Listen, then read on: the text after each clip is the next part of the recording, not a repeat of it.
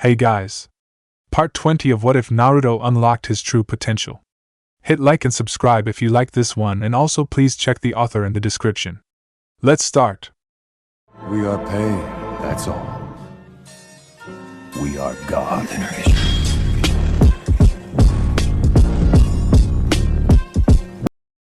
Chapter 80, Shimagakure and the Raikage. Finally, we made it, Jiraiya declared. Shimagakure, the village hidden in frost, was located near Shimo no Kuni's southern border with Uno Kuni.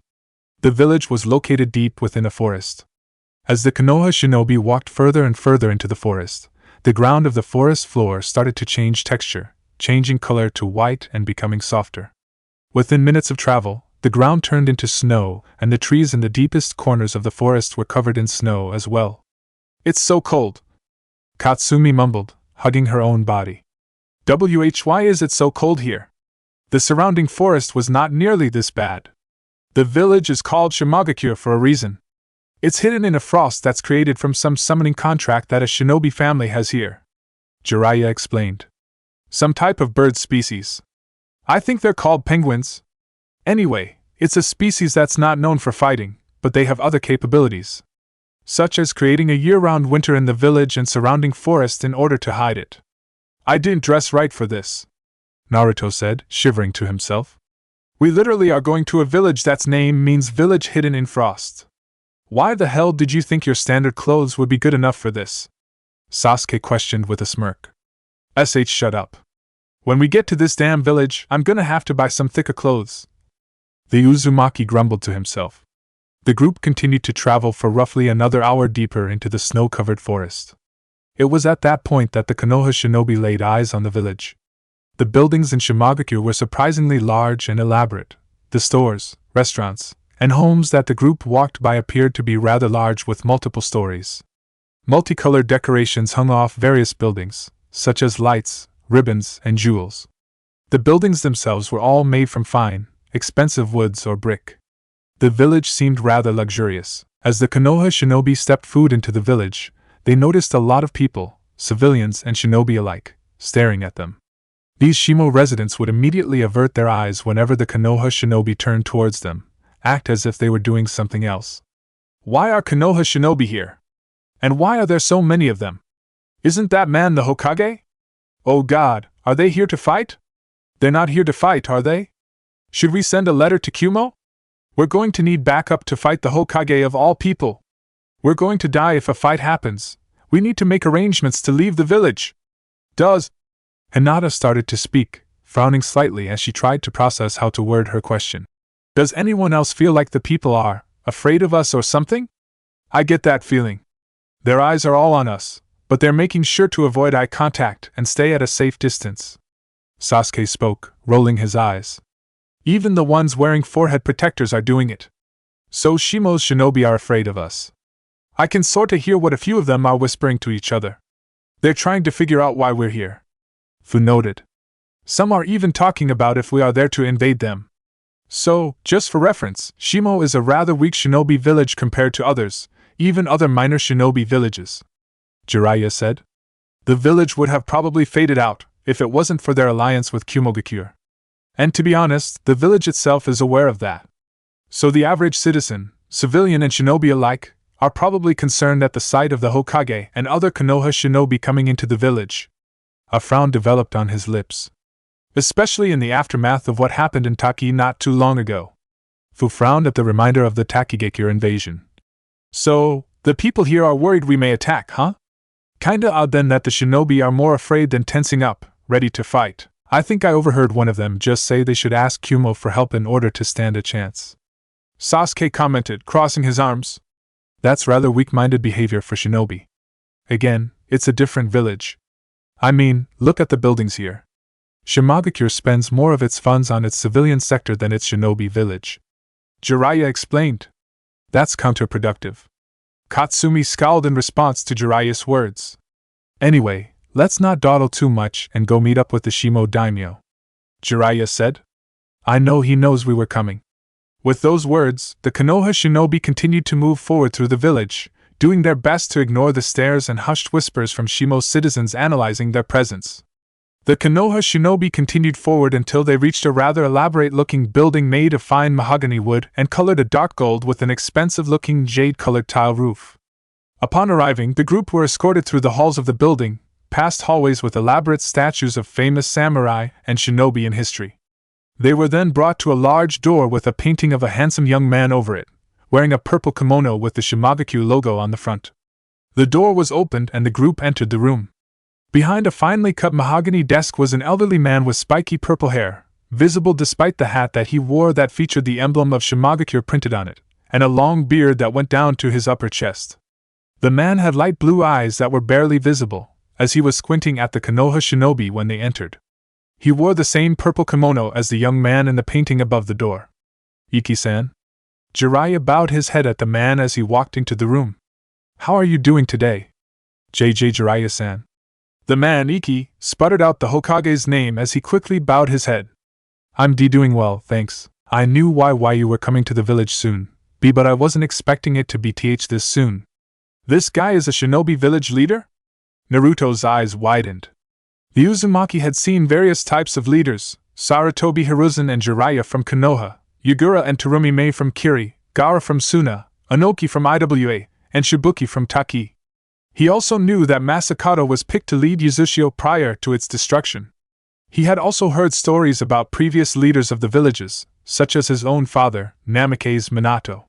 Despite the different backgrounds, genders, ages, statuses, and abilities of each shinobi leader, they all displayed certain characteristics that all could recognize: strength, professionalism, and poise. They knew who they were and what they represented and make sure to allow themselves to be strong, in order to portray the strength of the people and village they represent. Despite only just meeting the Frost Daimyo, Iki already displayed none of these characteristics. He was a man who spoke hesitantly, nervously, and was unable to even look any of the Konoha shinobi in the eye. "This man. This is the leader of a shinobi village?" Naruto scowled slightly in response. "That does not seem right. At all. I told you I'd be here within the week," Jiraiya affirmed. Why you did. I remember, and now. I suppose I was mistaken." Iki mumbled in reply before he shook his head. "So. I already made arrangements for you all to pick up that medicinal herbs you wrote about. Why, you can go grab them and go back if you want dash.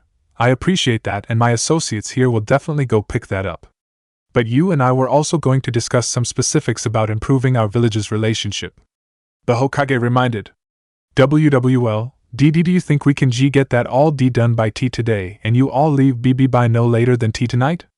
The daimyo questioned. Because, well, why you see, the Arrakage actually is planning on stopping by tomorrow and dash already knows we're here," Jiraiya interrupted, sighing. "So don't worry, he's not going to get pissed at you for letting us Konoha shinobi come into your village?" "He knows," Iki repeated. When Jiraiya nodded his head, the elderly man let out a long, relieved sigh and leaned back in his chair. "Oh, thank God. I was getting concerned about being in the middle between your villages." "Yes. Of course." He let out a loud, hearty laugh, one louder than was expected of him. "Then yes, you all may stay the night. I would love to have a chat with both of you about your relationships with my lovely, homely village." And his demeanor shifted at the mention of Kumo. Fu noted with a frown. A shinobi leader was that scared about offending the Raikage? Really? Sasuke scowled. "This guy is a fucking embarrassment." Katsumi whispered under her breath to Kanji, who nodded his head in agreement. Did you say something, young lady?" Iki questioned, his eyes somehow narrowing further on her. Getting the attention of a shinobi village's leader would have intimidated Katsumi in general. This man's attention, however, caused her to cross her arms and glare at the man. "No. I didn't," she replied. "Oh. My apologies." Immediately, the Frost Daimyo went back to his quivering ways as he turned his attention to Jiraiya. "WWL, did you want to discuss some things now while your SHSH shinobi go get checked in at a local hotel?" Jiraiya shrugged his shoulders in response as he turned his attention to his group. "Yeah, if you all want, go get hotel rooms. I'll join you all momentarily."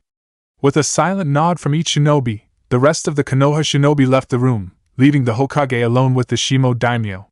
"Ugh, what a fucking coward!"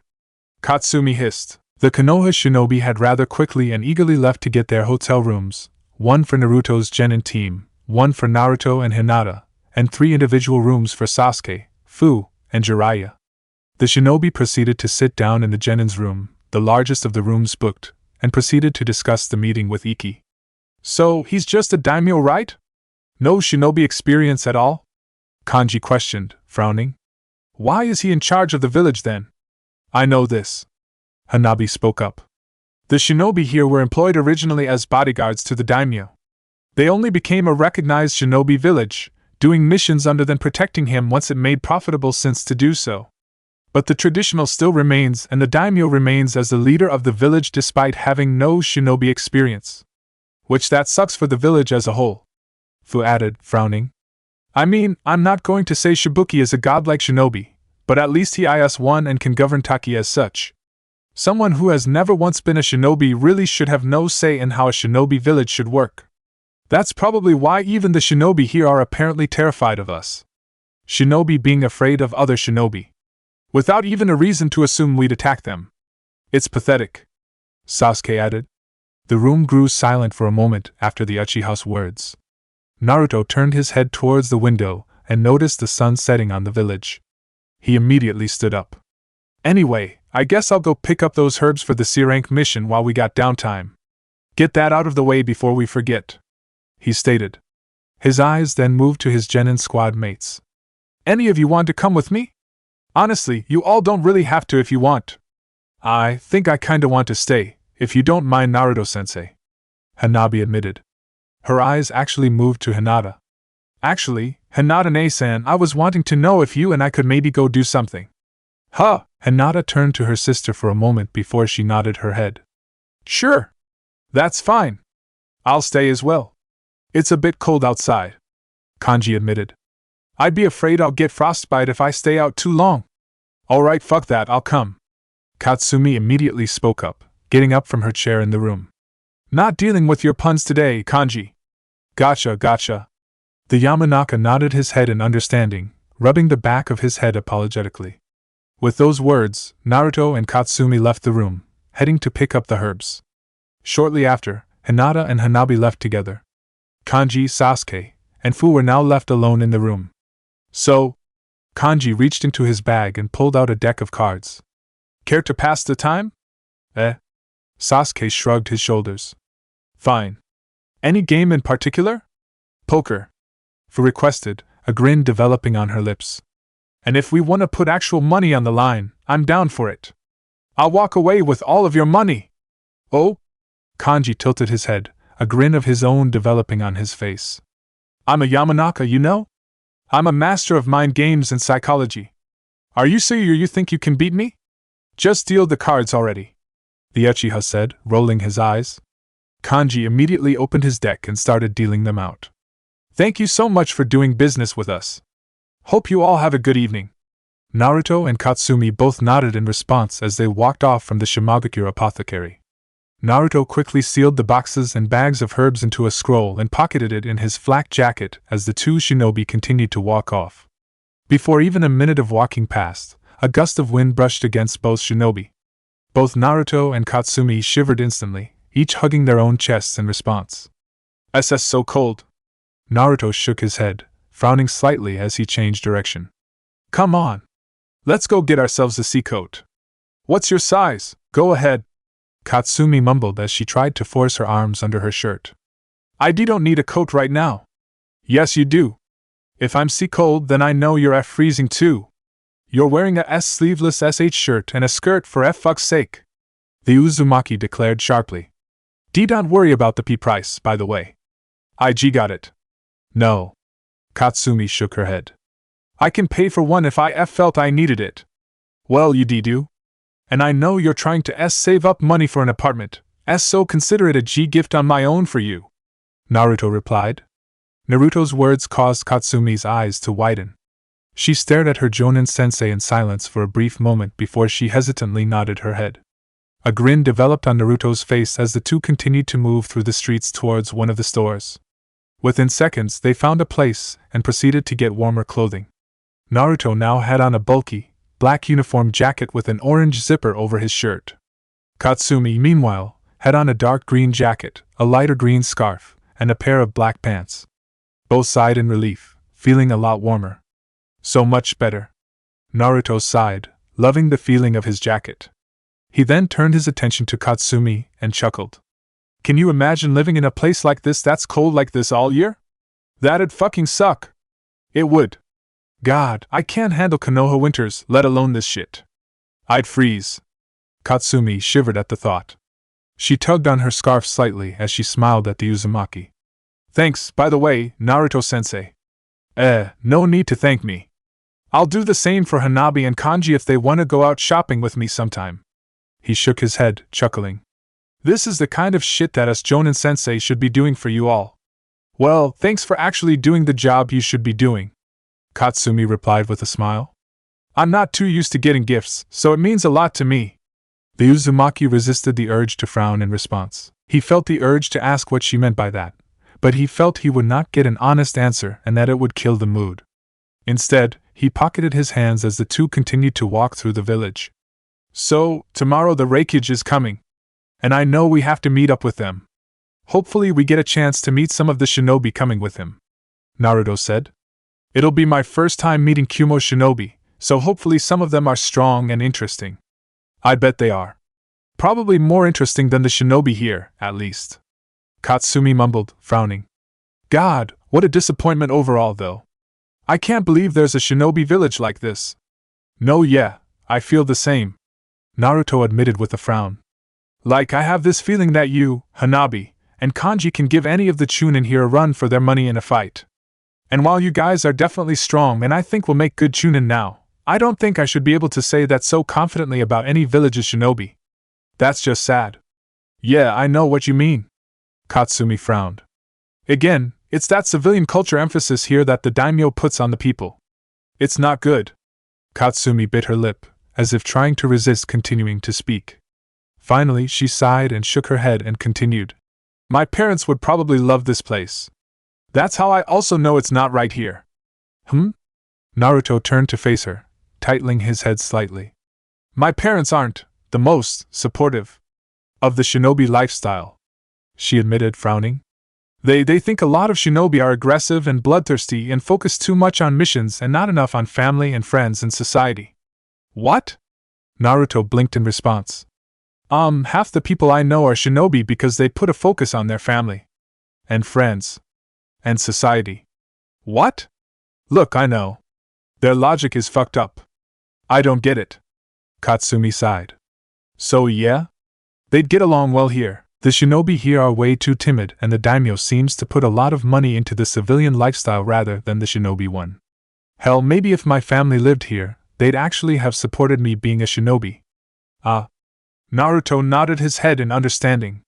They didn't want you to be a shinobi, huh? No.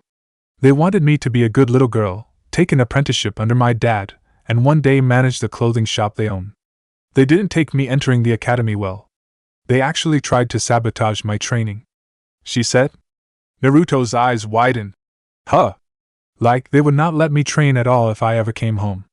The moment I came home, one of them would not leave my side and force me to just help around the shop or help out with my baby brother. If I ever tried to do any type of training, even if it was just reading fundamentals, they'd snap at me for focusing too much on being a shinobi and ignoring family. So I'd always be behind on every test I took in the academy. Katsumi admitted, frowning. Around like age 10, I stopped going back home right after school and went to a training ground by the academy to train by myself and read books and stuff. So I started to make up ground and shit, but it was kinda too late at that point. I started out so badly that I was always going to be my class's dead last, and there wasn't a chance in hell I could catch up. So, those bruises she always had. She'd train herself. And because she trained by herself, and knew she was behind the rest of her class, she'd continuously push herself. Naruto realized, piecing things together in her profile. A scowl slowly developed on his lips. Fuck that. That's not right at all, he declared, crossing his arms. Fuck your parents. Katsumi immediately winced at his words.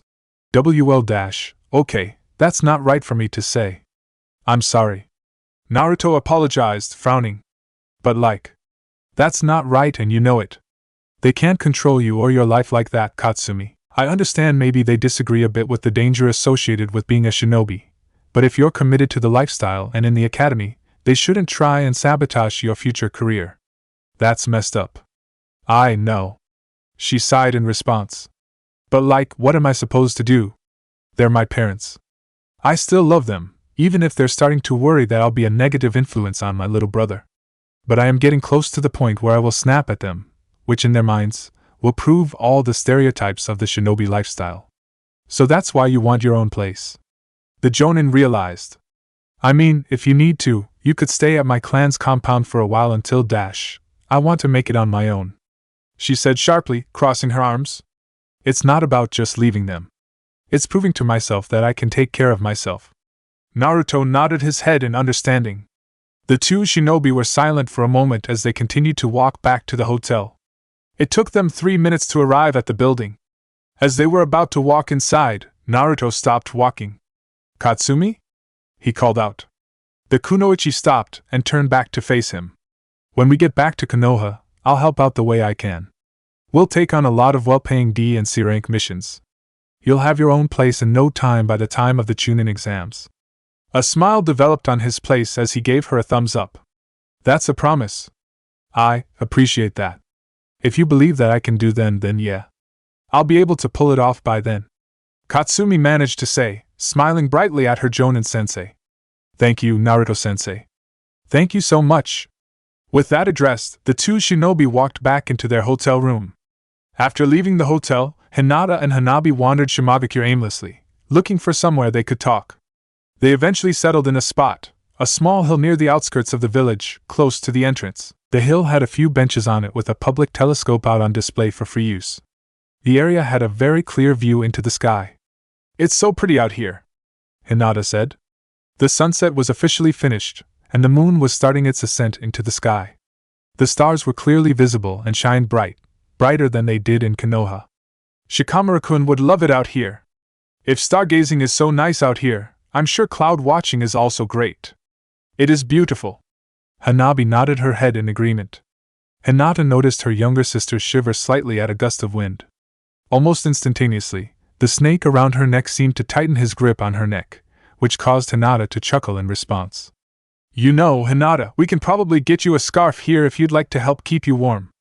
Maybe that way, Hebihiro can have somewhere to stay in to keep himself warm and comfy, she mentioned with a giggle. Or I could knit you one if you want. If you're going to knit anyone a scarf, do one for Naruto-sensei, Hanabi said, a grin on her face. He'd probably appreciate it. He dash. Hinata's eyes widened at the thought as she started to recall a red scarf that Naruto used to wear, years ago, before they became friends. Immediately, a grin developed on her face as she nodded her head. That's actually a perfect idea. I can do that. Thanks, Hanabi. You're welcome? The younger sister tilted her head slightly, surprised at the level of Hinata's excitement. The two sisters were quiet as they stared into the night sky, watching the stars. A minute passed by before Hinata turned her head away from them and focused on Hanabi. So, what exactly were you wanting to do together, Hanabi? Hinata questioned. I don't think you wanted to just go and stargaze all night. Did you want to ask me something? I kinda, Hanabi admitted, frowning. I just wanted to ask you some things. Alone. Like what? Hinata asked. About the rakeage, Hanabi answered, causing her sister to frown as well. Because he's coming tomorrow. Hinata sighed. What about him? Well, are you afraid to meet him? Her sister asked. Because of what happened all those years ago. No. The Jonin crossed her arms, shaking her head. I think I would have been if this mission happened 3 years ago. But today? I'm not afraid of that man. I refuse to be. Do you think he could try something? Hanabi asked. No. Hinata answered once more. I think he's an evil man, but he's not stupid. He somehow spun father killing that ambassador to get Hizashi-sama killed when we had every right to have killed that Kumo shinobi. No. He's a smart man. And as such, he won't risk anything right now. Oh. Hanabi nodded her head in understanding. So, you aren't nervous at all? To meet him? No. Hinata reaffirmed. Because I'm strong. Stronger than him. Hanabi blinked in response. You're not physically stronger. He's still a Kage. He would probably kill me in a one-on-one fight. Hinata admitted, sighing. But I am stronger than him. And I refuse to let him overpower or intimidate me. I don't want to let feelings of the past control my life. They don't. Which is why I will go on and be happy to inform their Jinchuriki about Akatsuki. And will not let the Reikage anger me in the slightest. Silence fell between the two sisters for another moment. Hanabi poked her fingers together, trying to come up with the right words to say in her mind. After another 2 minutes of trying, she finally sighed and started speaking again. You're right. Hanabi acknowledged with a smile. You are the strongest person I know, Hinata-ne-san. I wouldn't go that far. Hinata replied with a chuckle. Naruto-kun is stronger. As his father. I stand by what I said, you're the strongest person I know, Hanabi affirmed. Her eyes moved down slightly as another thought occurred to her. Was Mother as strong as you, Mother? Hinata asked, her eyes widening. It was an odd realization. Hinata really had not thought too much on her mother in a while. There was a time where all she could do was think about her and wish she was there. Now, she was just a happy memory of the past, not a memory she would cling to. A smile developed on Hinata's lips as she nodded her head. Our mother was incredibly strong. And kind. And I still strive to be half the person she was to this day. I'm not nearly at her level, she admitted with a slight, bittersweet chuckle. But I'm always trying. I think she'd be proud of the progress I made. Her eyes softened on her sister. As she'd be proud of you. You think? Hanabi looked downward in response. Even though I'm the reason she's dead? A frown developed on Hinata's face. She thought of speaking against her claim, but she knew there was no point. Since their mother passed away giving birth to Hanabi, there was nothing she would be able to do to convince Hanabi that it was not her fault. They have had this conversation before multiple times and nothing about redoing it would change Hanabi's opinion. Instead, Hinata nodded her head and smiled back at her sister once more. Hanabi, no matter what you think about what happened, Mother is looking at us, from wherever she is, and smiling. She's looking at you and is so proud of you, someone who graduated years early and as Rookie of the Year. She is definitely proud of you. Hanabi continued to look downward. Hinata's eyes were focused on the younger sister for a moment, as she started to notice tear droplets hit the ground. Hinata reached over for her sister, who immediately accepted her sister's embrace and pulled her into a tight hug. They remained still, not saying anything, for a long time. Roughly 5 minutes passed by before they broke their hug. Hanabi quickly wiped her tears as she finally looked her sister back in the eye. I'm not trying to bring all this weird stuff up like this, I guess. I don't know. I guess I'm just worried and thinking about a lot of different things. Hanabi admitted. I really don't like that the Reikage will be here and I don't want anything to happen to you, Ne-san. Nothing will. Hinata said, smiling. It'll all be fine. I promise.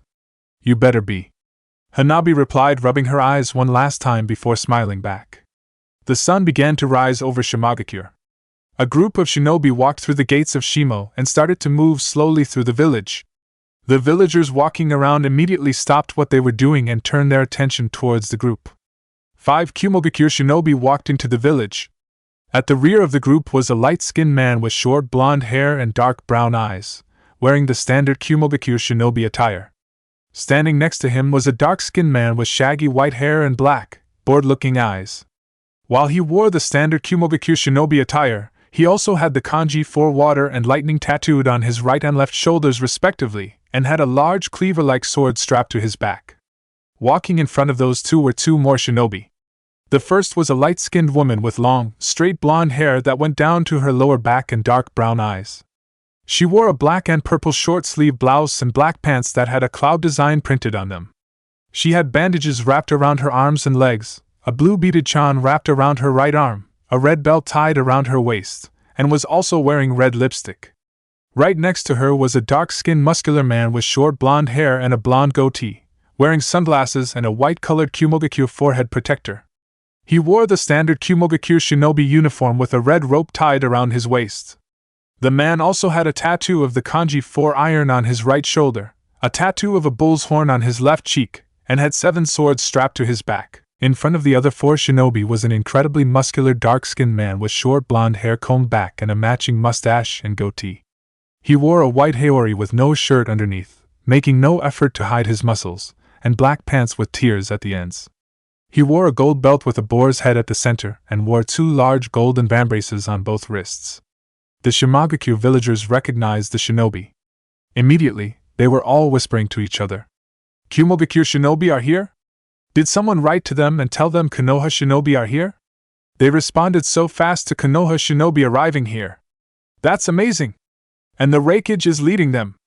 Oh man, are they going to fight?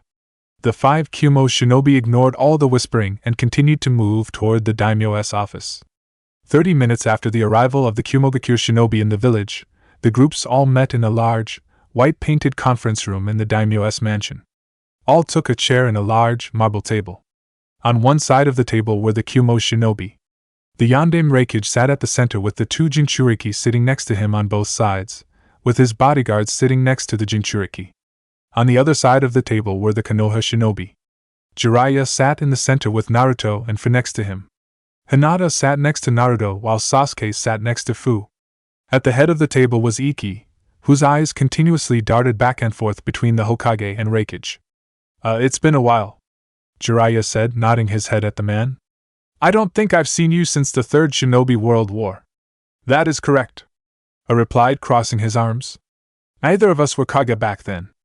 Your student, the Yellow Flash, wasn't even Kage yet either." His eyes then moved on to Naruto and narrowed on him. "Speaking of him, brat, you look just like the man. I don't suppose he had a child that your village kept secret?" "You're not the first to tell me that," Naruto replied, shrugging his shoulders. "I'm not. A secret like that would have leaked out so fast. I'm just your average shinobi." "Average shinobi?" The Kumo Kunoichi spoke up with a scoff. "Uzumaki Naruto-san, you shouldn't insult your record like that, considering all that you have managed to accomplish as a shinobi. With the kill of the Yondaime Mizukage on your record, you're no average shinobi.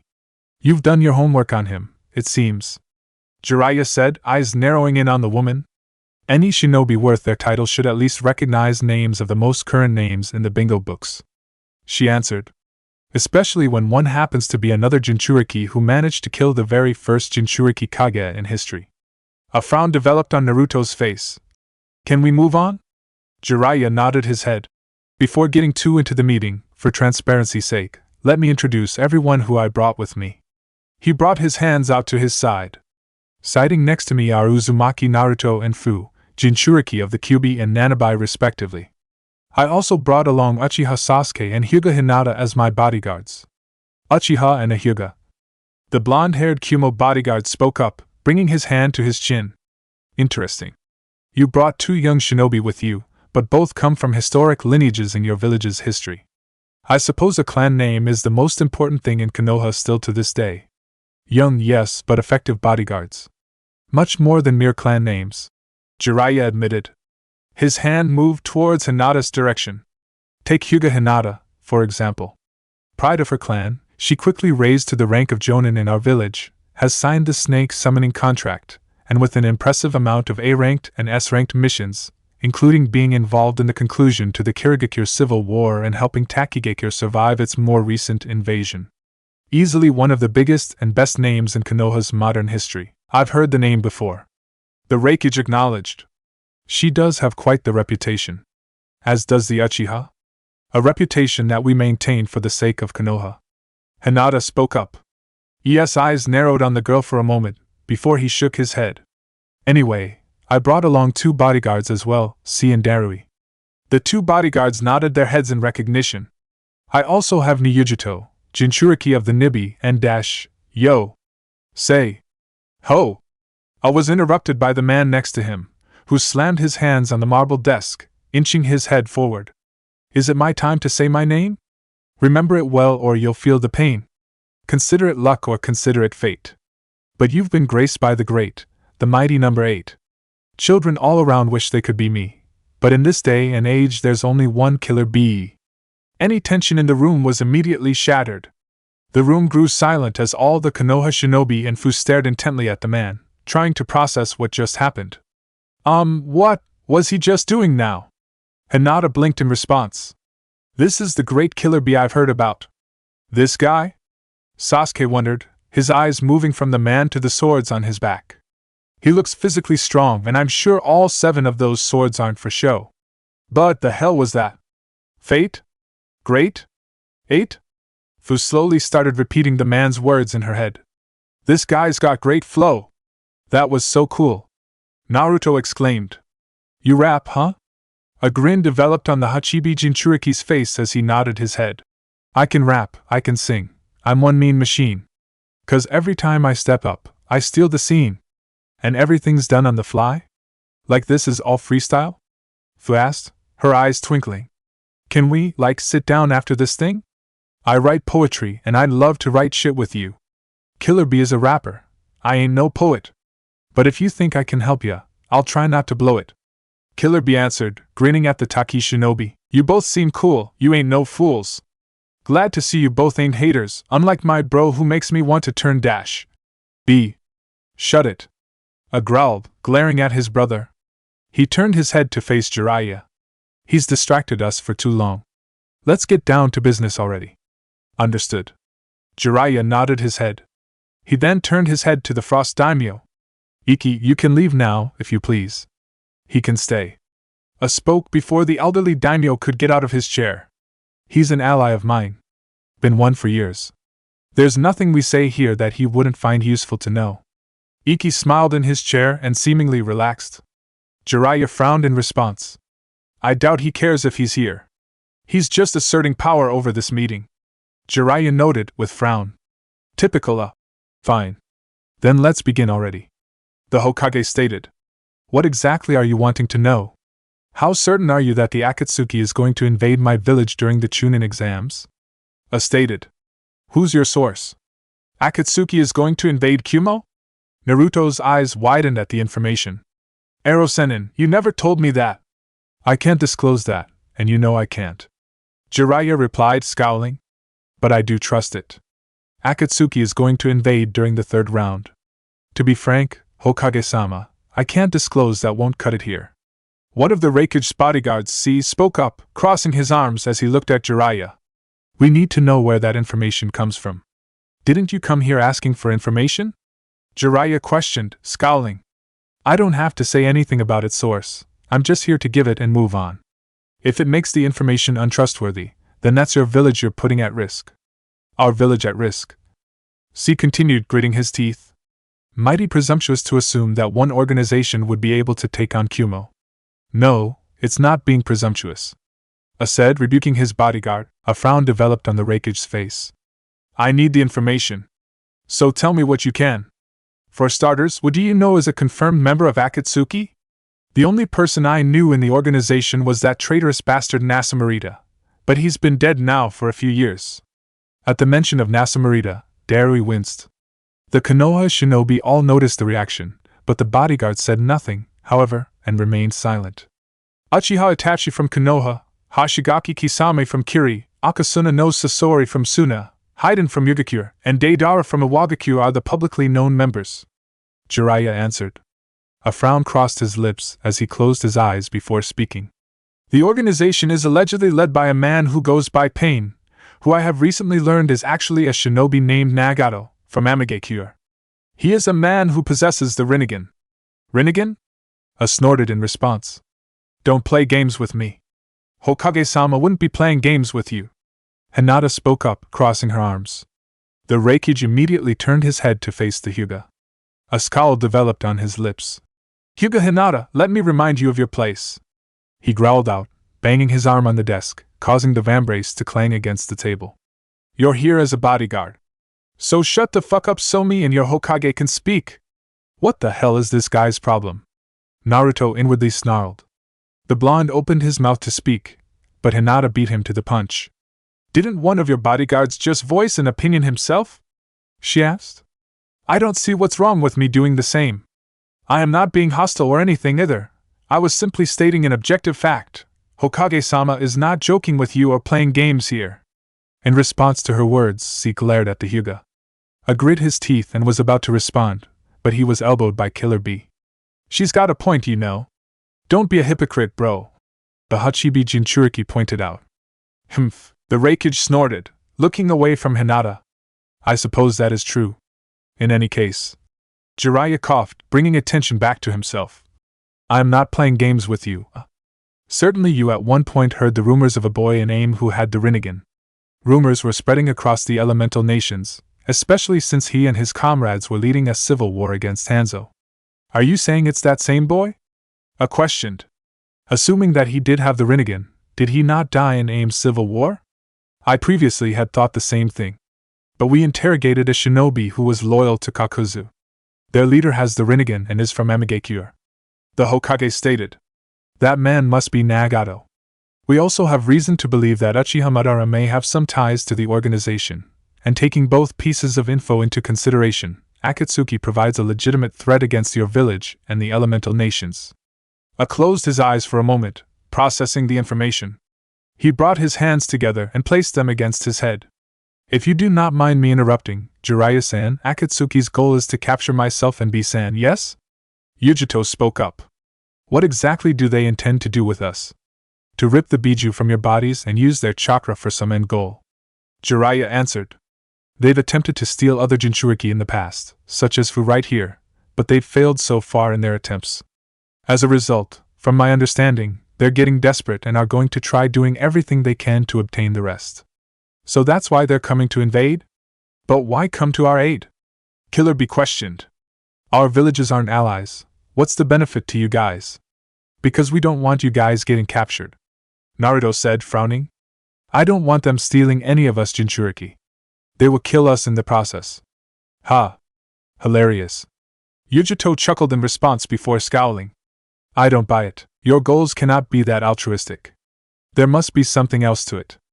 I mean, what do you want to hear? The Uzumaki scowled in response. It does the whole world no good if the Akatsuki is able to get their hands on any Biju chakra.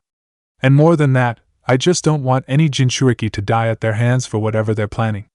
That point about them obtaining our chakra makes more sense. Just focus on the relevant points and don't bother with any sentimental crap. Yujito requested, her eyes moving to her hands for a moment. Sentimental crap? The Uzumaki bit his lip, resisting the urge to say something. The hell is her problem? You all can trust that the Akatsuki are serious business anyway, since they managed to pull off an invasion on Taki. Fu said, frowning. And only 2 members of their actual organization were in the invasion. Imagine if the rest of them were part of this one, including this mystical leader of theirs. The words you speak are probably true. Our village will be in trouble if they have their whole crew. Kumo could in a nasty plight, so tell me Jiraiya, how do you want to fight? Killer Bee asked. Together. Jiraiya said, his eyes moving to the rakeage. You're right, this is not a request for an alliance. This is a self-preservation move. All the major shinobi nations should come together for this moment in order to fight against the Akatsuki, for the sake of our Jinchuriki and our villages. The rakeage was quiet for a moment, processing the Hokage's words. After a few seconds of silent deliberation, he nodded his head in agreement. As I wrote to you, Jiraiya, I'm not an idiot. I will work with you and any of your allies for this fight alone. I declared. A smile developed on Jiraiya's face as he nodded his head. Good. With that in mind, we should probably talk strategy. Yujito spoke up, crossing her arms. They're planning on attacking us during our Chunin exam's 3rd round, yes? I assume that's because the eyes of the village will be centered on the matches. It'll be assumed that we'll be distracted by them. Correct. The Hokage nodded his head in affirmation. That was Orochimaru's thought, and it almost worked, if it was not for the fact that word of the planned invasion was found out and spread throughout the village. Sarutobi-sensei was able to plan accordingly and prevent the maximum damage from happening. It would be safe to assume that the Akatsuki will have some foot soldiers along with them, just to help create as much chaos as possible. Sasuke spoke up. Orochimaru did the same. It would be safe to have some of your shinobi placed in civilian quarters around the village, preparing for the invasion to occur whenever. Of course, even an invasion of the central exams will be a distraction for what their goal really will be. Jiraiya noted. A personal suggestion of mine would be keeping your Jinchuriki out in the open on the day of the 3rd exam, where Akatsuki cannot attempt to hide in general chaos. Force them out into the one area we know that they will be active and will attack, so we can prepare for it. It would be best if they're exam proctors, you're saying. I gathered. Jiraiya nodded his head. That can be arranged rather easily. The rakeage then brought his hand to his chin. You know, Jiraiya, all 5 Kage are sending genin teams this year, or so I've been told. This entire match will be under the direct supervision of all 5 Kage. No doubt that Akatsuki's desire is for you to blame the resulting invasion on another village. The Hokage stated. It is safe to assume that any foot soldiers they have will be wearing fake forehead protectors. So, I have a thought. Yujito proceeded to speak up. What are the odds that all Jinchuriki will be present? All Jinchuriki? Fu repeated the question. You, Yujito-san, and Killer Bee will be there. Jiraiya stated. The Godain Kazekage is the Ichibi Jinchuriki, so if Suna sends even one team, he will be there. I assume the Sandaime Tsuchikage would bring the Yambi and Gobi Jinchuriki as bodyguards. And our village would bring Naruto here, as he is bringing his genin team to the Chunin exams. Naruto's eyes widened at the statement. So that'd be 6 Jinchuriki, at the very least. Yujito said. Her eyes then moved over to Fu. Could we get you to come along? Hold up. Naruto spoke up, interrupting the conversation. His eyes turned to Jiraiya and a scowl developed on his face. I am going to the Chunin exams with my team? When have I confirmed that with you? Haven't you said you were thinking about bringing them? The Hokage asked. I actually thought you did confirm you were going to. That was before I found out that the fucking Akatsuki is going to invade the damn village. The Uzumaki shouted, banging his hands on the desk. Jiraiya, you can't be serious. I can't put my students' lives at risk. A bunch of genin's lives are going to be at risk this year. Yujito noted. The fact that we are still having this exam at all is putting lives at risk in general. That's no justification. Naruto replied. I don't want my student to be at risk. Naruto, I am assuming you want to be in Kumo to fight, yes? Jiraiya interrupted. Naruto turned his head to face his godfather and nodded his head. I can maybe make arrangements for you to come alongside me as a bodyguard, but it would be easier for you to simply bring your genin team and have them participate in the exams. He saw his godson open his mouth and proceeded to shake hands. We can make arrangements to keep them safe. They'll be fine. But we need you in Kumo, and that's the easiest way to get you there. I'll think about it. Naruto crossed his arms, scowling. Don't assume I'll have my team with me, though. I want to keep them safe, damn it. With that out of the way, spoke up. I assume that the Sanbai has been resealed into someone after the death of Yagura. The Biju must have had time to revive itself and get resealed in someone. I would assume we could get her to request that new Jinchuriki's presence and potentially the Rokubi's. I assume she is still in contact with them. What exactly are you planning? Jiraiya asked. You want to gather all Jinchuriki in one place for the Akatsuki to potentially obtain? Why? This idea was not my brother's, it belongs to another. Killer Bee commented, pointing at his fellow Jinchuriki. You said it yourself, Jiraiya-san. They're after the Jinchuriki. So let's give them the Jinchuriki. All of us, all in one spot. Yujito said, grinning as she pounded her fists together. Let's have them try and take on all of us at once. Wait. Hinata turned to face Yujito with wide eyes. You want to bring all the Jinchuriki together to fight the Akatsuki? We're their targets, after all. So they'll focus on us. Yujito said. It can help keep the village safe from most of the larger threats in their organization, as they'll probably be focused on us. And that means Reikage-sama and the rest of Kumo can simply focus on keeping Kumo safe. That's risky. Sasuke commented. Did you hear Jiraiya about the shinobi that are going to be involved in this? One of the names he mentioned was Uchiha Madara. A scowl developed on the man's lips.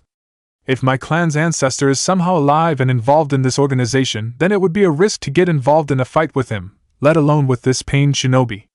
It's a risk alright, but we'll show them Jinchuriki might. Combined, all 9 as one, and we'll kick all Akatsuki ass, son! Killer Bee exclaimed. All 9 Jinchuriki fighting together against the Akatsuki. Naruto repeated the words to himself, processing the implications. That would be so much karma, right there. If we could kill Akatsuki all together, all as one. That's one potential idea, yes, assuming we can get all the other shinobi villages on board with that, but it'd be best to think of others. Jiraiya commented. Ones that might involve less risk for the Jinchuriki's lives. I am willing to risk my life. Yujito affirmed, crossing her arms. If the Akatsuki have their way with things, then they'll just hunt us down individually. I'm no meek little kitten. I will meet them head on and show them whose claws are sharper. Jiraiya, sorry to disappoint, but Miss Yujito has a point. Killer Bee coughed to himself as he brought his right hand to his face, stopping his rapping for a moment. We're trying to keep our village safe above all else too, and what better way than to divert the attention of its strongest members? Make them believe we're giving them what they want when, in fact, we're leading them to their demise against us. And you're okay with this, Jiraiya questioned, looking at the Raikage. I'd rather them not, the Raikage admitted. But I understand Yujito's and B's logic. I think it's sound logic. And for me, personally, it gives me the chance to focus on working on whatever other numbers Akatsuki is bringing to Kumo and keep my village safe completely. Naruto-kun would be fighting the leaders and the strongest members of Akatsuki, though. A frown developed on Hinata's face. He'd have backup, but one of these men is apparently Uchiha Madara and another one apparently has the Rinnegan.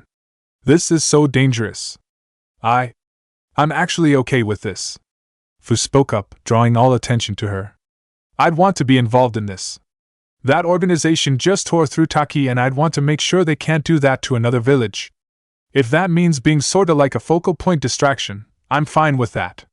She cracked her knuckles as a grin developed on her face. There's also the bonus of getting a chance to kick their asses and make them pay back for what they did to Taki. Pay back.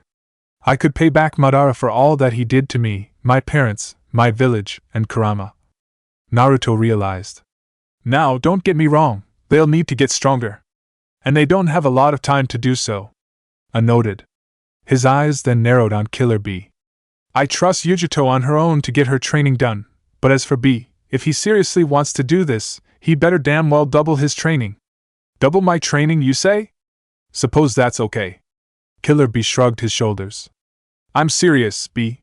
You and I will fight prior to the exam's beginning, and if I feel like you're not ready, I'll cancel this whole plan of yours. Snarled. I want to have Akatsuki crushed, but I'm not going to let you die in the process. Excuse me. May I voice something? All eyes turned to face Iki. The Shimo daimyo had been quiet during the meeting the entire time, so quiet that people forgot he was there. The man immediately froze, noting all the shinobi staring directly at him. Yes? Jiraiya asked. Well, I had an idea. If why you all feel like why you need more training, why don't you all spar? Iki asked. Keikonoha's Jinchuriki against Kumo's. A spar? Really? Sasuke asked. What for? Yujito asked. This feels like an unnecessary use of our time. It just probably adds another day for us to be in this village. Well. Iki frowned, poking his hands together. I thought it would be a good idea to give you all some more training. The people of Shimo could watch. A smile developed on the daimyo's lips. It would be entertaining to them to see top-class shinobi fight like that. The Jinchuriki here aren't here to fight for your people's entertainment. Hinata spoke up, crossing her arms. Oh no! Oh no and no, no! I wasn't implying that. The Shimo daimyo shook his head, sweating profusely. I was just I'd be fine with that. The Raikage spoke up, interrupting the man. I'd get to assess B's and Yujito's progress for this mission and get a chance to see where the Konoha Jinchuriki. It'd give us all a chance to see if this idea of theirs would be feasible. His eyes then narrowed on Jiraiya as a grin developed on his face. Besides, it's not every day I get to show Konoha the strength of Kumo's strongest. Jiraiya frowned in response. I'm so down. Fu interrupted, pumping her fists in the air. I'd love to get to spar with some of the other Jinchuriki. It'd be a nice way for me to test my strength. The Hokage looked over at Fu for a moment before sighing. He turned his attention to face his godson. What about you, Naruto? Would you want to? Yeah. Naruto nodded his head. Gives us a chance to train for this big mission if it's happening, and also gives us a chance to fight two strong shinobi. What's there to lose? Naruto-kun. Hinata bit her lip in response, but said nothing more. Well, if you all are in favor, then I'll go make arrangements, Iki said with a grin. I can have a stadium prepared for you all by tomorrow and keep this private though, Jiraiya said sharply. Don't spread word of this in your gossipy village. Oh. The daimyo's eyes lowered slightly. A frown in response. There's no harm in having an audience weren't we trying to keep news of this meeting quiet? Jiraiya reminded, scowling. I know you want an audience to watch Kumo defeat Konoha, but we also don't need unnecessary amounts of people spreading news of a fight between our village's Jinchuriki. The Raikage frown turned into a scowl. He grit his teeth for a second at Jiraiya's words before nodding his head in agreement. Understood. With those words, the two Kage dismissed Iki. The Frost Daimyo quickly left, making arrangements for the fight between the Jinchuriki. Chapter 81 Spar between Jinchuriki. Wait, you two are going to fight the Kumo Jinchuriki? Katsumi asked. The three genin of Team 9 had stayed behind in the hotel room while the rest of the Konoha shinobi met with the Kumo shinobi. They stayed behind until around 10 o'clock in the evening when the rest of the group returned. While they were not filled in about every detail of the conversation, they were informed of a temporary alliance with Kumo, as well as the planned fight between the village's Jinchuriki. Bit odd to propose a spar like that, but sure. Why not? Kanji shrugged his shoulders. This is all Iki's idea. Bah. I know he just wanted to make an event out of this to entertain his village. No doubt wanted to charge for admission. Jiraiya grumbled. I'm glad I got to shut that shit down. He better not try to organize some mass crowd around this anyway, or I will make that little coward regret ever inheriting that daimyo title. Honestly, I'm okay with all of this, Sasuke said, shrugging his shoulders. We get a chance to see what the Kumo shinobi are capable of. Especially Killer B. I'm particularly interested in him. B seems like an interesting person, Hinata said, trying to come up with the words in her head. He's unique. Definitely unique. More like a badass. Fu spoke up with a grin. The Nanabai Jinchuriki was already making plans to meet with the Hachibi Jinchuriki to co-write something. She recognized that he was not a poet and that she was not a rapper, but she just knew that his ability to freestyle and create words on the fly would be way too useful to her poetry. She had to at least somewhat pursue a conversation with him on the subject. We'll be able to watch, right? Hanabi asked. I'd be very interested to see Naruto-sensei and Fu-sen get a chance to fight full out. Yeah, I want to see you all kick some Kumo ass, Katsumi declared, crossing her arms. Plus it'll be a good foreshadowing to them how amazingly we are going to do in the exams. Naruto immediately turned his attention towards the brown-haired Kunoichi and frowned. Jiraiya's words about the planned invasion of Akatsuki on Kumo during the exams replayed in his mind. Bringing them would put them at risk.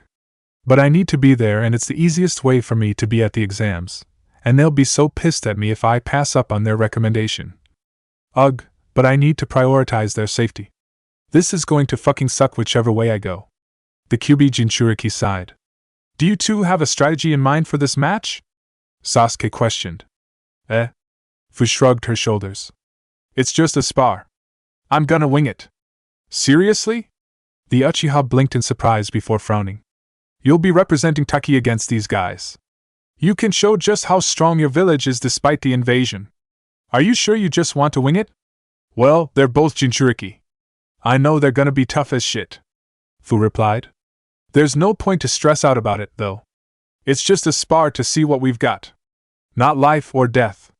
A grin developed on her lips as she pounded her hands together.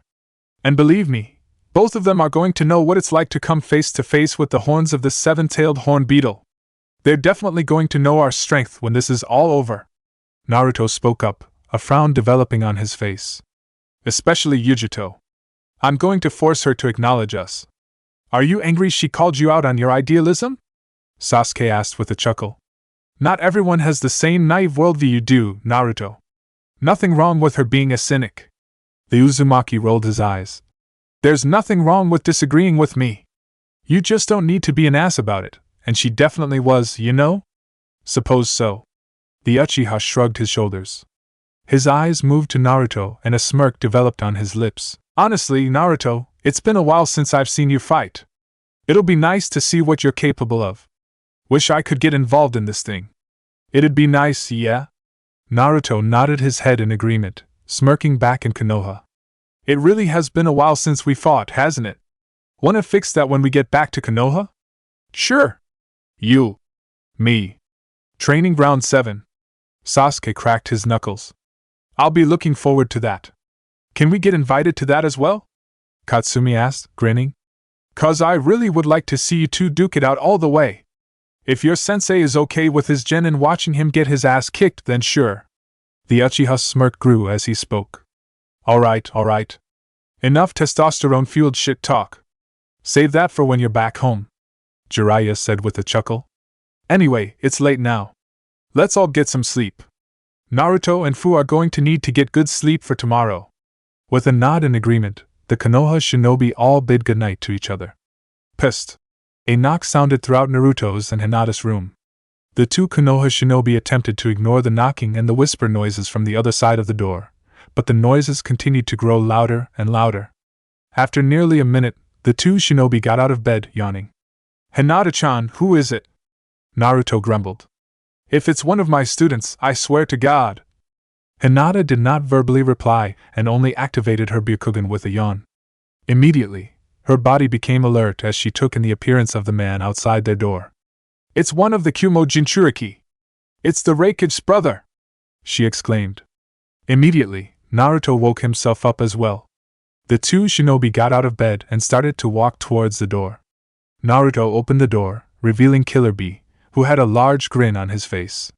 Yo, what's up, number 9? Glad I got here on time. I was thinking you are asleep, and you wouldn't hear a peep, he stated. I was asleep, Naruto admitted with another yawn as he crossed his arms. What's up, Killer Bee, right? The Hachibi Jinchuriki shook his head. Just call me B, we aren't enemies, you see? We both got a Biju in our blood, so we have to be buds. B extended his right fist out to Naruto, holding it out for a fist bump. Naruto looked at the man in confusion for a brief second before he shrugged his shoulders, a smirk developing on his face. Well, that's true, yeah? He said with a chuckle. We're both Jinchuriki. We got to stick together. Naruto brought his fist forward, fist bumping Killer Bee. His eyes widened, however, as a wave of feelings rushed over his body. He focused in on the Jinchuriki in front of him. He could feel a rush of sincerity coming from him. He could feel his loyalty and a desire for friendship coming from him. The Uzumaki was uncertain where these feelings were coming from, but he just felt them. They felt very real and warm. After a few seconds, Killer Bee broke their fist bump. He nodded his head, the grin on his face seemingly widening. Looks like I was right about you. You're a good dude, WHO. Killer Bee exclaimed, pumping his fist into the air. Huh? Hinata blinked in confusion as she stepped forward. Killer Bee then turned his attention towards her and held out his fist towards her. Hinata stared at him in confusion, tightening her head slightly. Why are you looking at me like that, you chump? Have you really never done a fist bump? Killer Bee asked, extending his fist forward even more. I'm just gonna leave my hand dangling, so don't go leaving me hanging. Hinata briefly looked over towards Naruto. The Uzumaki nodded his head, giving his girlfriend a thumbs up. With a sigh, Hinata turned her head towards Killer Bee and brought her hand forward as well, touching his fist with hers. Immediately, the same feelings rushed over, feelings of warmness, sincerity, and camaraderie. Her eyes widened at how warm and real the feelings were to her. A few seconds passed by and the two broke their fist bump. Killer Bee nodded his head, still grinning. So the same is true with you as well. You, Hyuga Hinata, seem like a pretty cool belle, he declared. What was that? She asked, looking at her fist. What were those feelings just there? It felt as if he was communicating his emotions to you, right? Naruto asked. Hinata nodded her head, which caused Naruto to smile lightly. Yeah, that's what I felt too. I don't know how, but I just felt really good. Truth be told, it's sorta hard to describe. Let's just say I sent you all good vibes. Killer Bee answered. I just wanted you both to know what I feel, and that any promises and words I make are real. Ah. Hinata's eyes widened slightly in realization. A frown developed on her face. You think we didn't trust you all, didn't you? Well, I gathered you in particular didn't like Kumo. Or perhaps it's just the other half of the A and B duo. The Hachibi Jinchuriki frowned.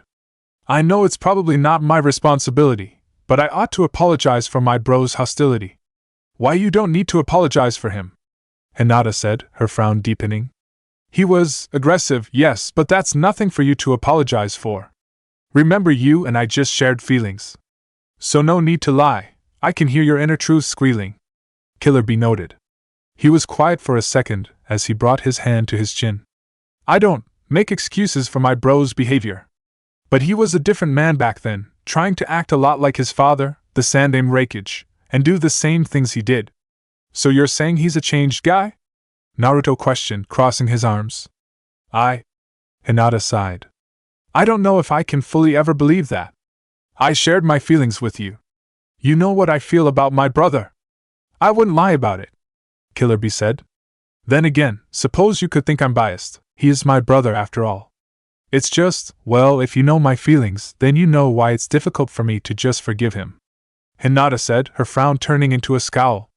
I don't think I can dash. I'm not trying to make you forgive him. The Kumo shinobi corrected. I'm just explaining. And hoping to get across that our village and yours means well with this. And hope we can keep working together, even after this Akatsuki thing is taken care of. That'd be nice, yeah? Naruto nodded his head. It doesn't do any of us much good if our villages stay hating each other forever. That's true, Hinata said. She was quiet for a moment as her face started to relax. A small smile developed on her lips as she nodded back at the Hachibi Jinchuriki. I know what you're trying to say and do, B. I appreciate it. And I promise my issue with Kumo is just about that incident with your brother. I don't hate your village or its people. And if Konoha wanted to work with your village, I'd support it. Killer Bee grinned back in response as he lifted his hand, giving the Hyuga a thumbs up. Hyuga Hinata, that was well said. Now, sorry for bothering you both. Go to bed. Huh. Naruto blinked as the man turned around and started to walk out. That was all you wanted to talk about. We have more time to chat after tomorrow's combat, Killer Bee declared. I just wanted to make sure y'all understood and that we're all good. So with that off my chest, it's time for us to rest. With those words, Killer Bee walked off, waving goodbye to the two Konoha shinobi alone in their bedroom. They stared at the passing figure of the man for a moment before they finally closed the door and looked back at each other. That was interesting, Hinata noted. It was. Naruto nodded his head. A smile developed on his lips. He's a cool guy though. Would love to get to know him more. I think that'd be a good idea. For both of us. Hinata admitted, smiling as well. I think I'd like to as well. Both Naruto and Hinata walked back to bed together. They were able to fall asleep rather peacefully, as if the conversation they had kept them at peace.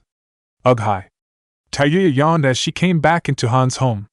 The spy master of Konoha had spent the past few days trying to dig up information about growing anti-Konoha sentiments in IW8 but was not receiving anything new. After stumbling into a rally by chance the first night, Tayuya had managed to learn next to nothing about the rise of anti-Konoha sentiment. Tayuya wandered into the kitchen. Han was sitting down at the dining table, reading a scroll. His eyes briefly looked up to Tayuya as she entered the room. He tipped his straw cap at her, but she had seemingly no reaction to it, which caused his eyebrow to raise. You seem tired, he noted. No shit. Tayuya grumbled as she took a seat at the table as well. Guess I'm being a little spoiled cause of the goldmine of info I got when I first got here, but as of right now, I've gotten nothing to report back other than that. Well, from my understanding of things, Kuratsuchi, Risho, and Roto busted up Suzumabachi's rally, yes? Han asked. Tayuya nodded his head. Then that's why. She and her brothers are probably planning another rally with stronger arguments, in case my former students hijack it again. They'll want their perspectives better appreciated. Makes sense.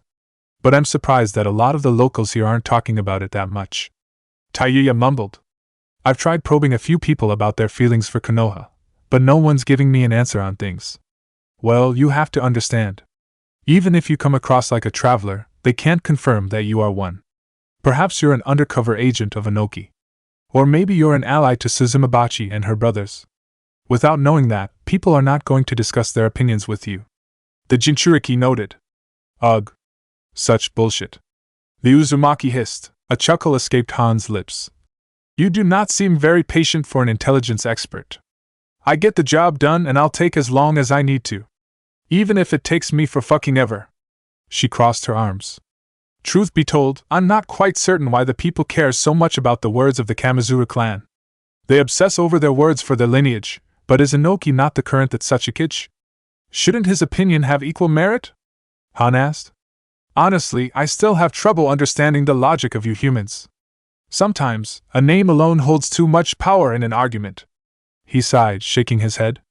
It also is, interesting me that they're gaining so much support only by vocalizing anti-Konoha sentiments. Are there not other, potentially more important positions towards IWA? I mean, you're the IWA shinobi, Tayuya said, snorting. You tell me, honestly, I don't know. I'm out of touch with most of IWA, Han admitted.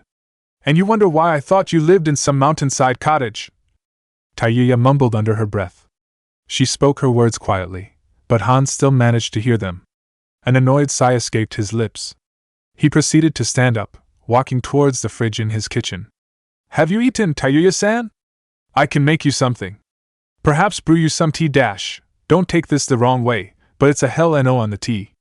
Tayuya shook her head. A smile developed on her lips. But if you're offering some food, I'll take it. Thanks. You humans and your weak tongues.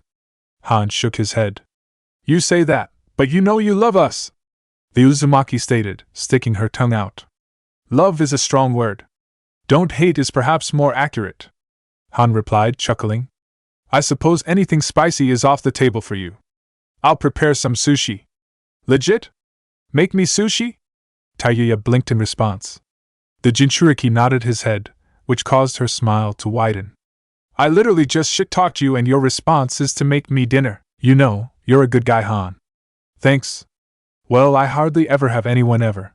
It would probably be embarrassing if I failed the one person in years I've ever had over here that's not one of my students or Rashi, he said with a chuckle. A frown crossed over Tayuya's lips. She caught the loneliness in the man's joking. Despite his words and demeanor, it came across to her that he really did want more company. He probably needs more friends. Maybe even a girlfriend, she noted. A small blush crept over Tayuya's face. You know, he was kinda hot when he wasn't wearing that full body armor and shit. Maybe. Hey Han, she asked, unusually hesitantly. How old are you? He turned to her as he placed a salmon on a cutting board, raising his eyebrow at her. 30. Why? No reason. She mumbled, crossing her arms and looking away. I'm 18. He's 30. Tayuya immediately shook her head. Nah, I date an older man, but not that much older. Hard pass. You know, you need some company in your life. Someone at least. She noted. In any spare time I have, I'm going to try and look for a girlfriend for you. Immediately, Han face-palmed. He ran his hand down his face, pulling down his mask and showing his deep, frustrated scowl. Kuratsuchi and Roto are already pestering me about that. I don't need you doing that as well. He grumbled as he turned his attention back to the fish on his cutting board. Try and find someone all you like, but not a single person in this village would give dating me a chance, nor will you find anyone I'd be interested in. You say that, but I'll find someone, Tayuya said confidently, a grin developing on her lips. You know how Naruto is, I'm the same way. Us Uzumaki can be stubborn assholes about something we put our minds on. Believe me, I already know that. Han continued to grumble as he began cutting the fish. I'll even look outside of the village. Maybe your future girlfriend isn't from IWA and Tayuya-san, I am making you food. The Jinchuriki interrupted. Unless you want poison-flavored sushi, drop it. A snort escaped Tayuya's lips. Challenge accepted then. In addition to the current mission of learning more about anti-Konoha sentiment in IWA and her personal mission of discovering displaced Uzumaki in the elemental nations, Uzumaki Tayuya now had one more personal mission to add to her list. Find Han a girlfriend, somewhere in the elemental nations. And you best be damn sure that Uzumaki Tayuya will never fail a mission. Ever. Finally made it. Shikamaru sighed in relief. As the sun began to rise, Shikamaru, Dosu, and Susumu arrived in Tsuchi no Kuni. The three shinobi stopped moving for a brief moment, taking in the rocky terrain of the new country. Now, it's time to find those missing ninja, Susumu noted. Do we know where to start looking? Well, we know they will not be in any village near Iwagakure. The last thing they want to do is come into contact with any shinobi that could capture them. Dosen noted as he pulled out a map of the area. From the reports we have on the Kanjiki twins, however, suggests they do linger in an area for longer than they should. They were reported as being in Dokutsu village, yes? Dosa pointed to village relatively close to the border with Sara no Kuni. Shikamaru nodded his head. Yeah, that's where I assume they'd be still. Perhaps in a village nearby there, he stated. We should hurry then. We can make it to the area by nightfall latest. Sasuma noted. If they are in the area, then we can maybe fight them tonight. With those words, the Konoha shinobi continued to move forward through Tsuchi no Kuni, heading towards Dokutsu village and hopefully, their fight with the Kanjiki twins. These two better be here, so we can bring them back to IWA. Shikamaru's eyes narrowed on the road forward. Kuratsuchi, we'll be there soon. Morning came in Shimagakure. As the villagers started carrying out with their day, the groups of Konoha and Kumo shinobi walked independently of each other towards a single destination, towards the outskirts of the village. The various passers-by turned to focus on the shinobi, hypothesizing what they were doing and where they were going. They were lost in their speculation so hard that not a single person noticed the two shinobi that had just entered the village. Taking no effort to hide their identity, as instructed, Aburame Torian and Yamanaka Fu walked into the village. They focused in on the villagers, taking in the hushed whispers of the crowds. Kumogakure is here. The Reikage is here. Just as Danzo-sama predicted. Fu noted. We should attempt the assassination then, Torian stated. However, the Godame Hokage is here and it appears like the groups are going to converge together. Danzo-sama wants us to paint our attack as an act of Konoha. We can attack with the Hokage in the area, as they could fight back, Fu said, bringing his hand to his chin. Let's stay back for now. Leave them be. They will separate at some point. We'll have time to plan out a legitimate assassination attempt either tonight or tomorrow morning while both leaders are here. And we'll definitely tip off the Reikage against Konoha. The two remained silent for a moment as they continued to walk through the village streets. As Danzo-sama stated, we are most likely going to die, Torian noted. Are you okay with this, Fu? Of course.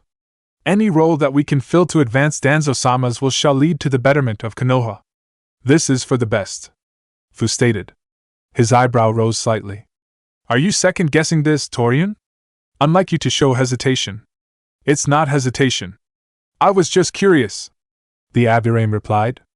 I am making peace with this decision. Either we succeed in assassinating one of the largest threats against Konoha and create a power vacuum in the enemy state, or we will die but advance Konoha's interests. This is the best potential use for our lives. I agree. The Yamanaka nodded his head. I made peace long ago with my own death. My apologies for going off topic. Regardless, let's get to planning, Torian said. With those words, the two root agents disappeared into the shadows, without a single Shimo resident noticing them at all. At the edge of Shimagakure was a large training ground that was covered in large snow-covered rock stalagmites that stuck out of the earth. There were a few training posts and dummies set up around the training ground and along the stalagmites, but they had no tears on them nor any signs of damage, suggesting that they had never been used before. The Konoha and Kumo shinobi both arrived at the training ground almost simultaneously. Iki was already at the training ground. The daimyo was sitting in a fancy, jewel-covered chair at the edge of the training ground, alone. He turned to face the groups of shinobi as they approached him and frowned. This is seriously the place you all picked to fight at? I have an elaborate stadium for competition in the center of town. Iki spoke. It had a cafeteria, multiple seats with comfortable cushions for all observing, seals placed on the walls that helped keep the seating areas nice and warm and protected from jutsu crossfires, and a really cramped fighting space for the shinobi involved. Jiraiya cut off the daimyo, frowning. His eyes scattered the training ground around them. This was the most open, bare area that works for the type of fight. But even this, why is this your best training area for your shinobi? And more importantly, why is it not even used? All the target equipment looks brand new. Well, the Shimo shinobi prefer a more comfortable training ground. Iki mumbled, poking his hands together. Iki, you and I can discuss the quality of your shinobi's training later. I interrupted, crossing his arms as he turned to face Jiraiya. Anyway, let's not delay this. Yo! Say! Ho! It's time to go! Killer Bee shouted as he quickly jumped forward. Doing a backflip midair, Killer Bee landed directly atop one of the snow-covered stalagmites in the training ground, standing atop it with one foot as he pointed his right hand at Yujito. How's that for an entrance? Now it's your turn, princess! He shouted. Did you just? A scowl developed on Yujito's face as she walked forward as slowly as she possibly could. Quit forcing your dumb raps, I'm not a princess bee. A frown developed on the Hachibi Jinchuriki's face. That was a compliment, you fool! No need to be rude, you fool! Immediately, the observing shinobi all felt an overpowering desire to sigh. These two seemed to get along. Hinata's eyes moved between the two Jinchuriki. Did he just rhyme fool with fool? Kanji thought to himself. Is this the type of shinobi Kumo produces? Katsumi questioned, her eyes narrowing in on B. The bingo books have to be lying. Sasuke shook his head. There's no fucking way this idiot can be as serious of a threat as they say. Well, if you all are ready to get this going, then why wait? Naruto said with a shrug as he walked forward. He cracked his knuckles as he approached the battlefield. So, any specifics about the battle? Fight until either group surrenders or until one group is unconscious. Yujito suggested. Kumo brought a medical ninja, so he will tend to the wounds of the losers. As if on cue, C raised his hand, drawing attention to himself. Yes, I'm a skilled medic. So please, feel free to give me something actually worth my time as a medic. Go hard. This will be an exhibition to see how the mission goes. A said sharply. So, give it your all. No need to tell me twice. My blades are itching and ready to slice, Killer Bee declared. I'm ready as well, Fu exclaimed as she clapped her hands together, grinning. With those words, Fu quickly rushed to the center of the battlefield. She passed Naruto, who sped up to match her pace. Good luck, Naruto-sensei! Hanabi shouted. Kick their ass! Katsumi exclaimed. You do great too, Fune! Kanji added. Naruto-kun, your students are good cheerleaders. Hinata chuckled to herself. Her eyes then moved towards the Uzumaki and his partner. Fu-san, Naruto, good luck! Neither nor his bodyguards said anything to the Kumo Jinchuriki. They were quiet as the four participants got into the center of the training ground.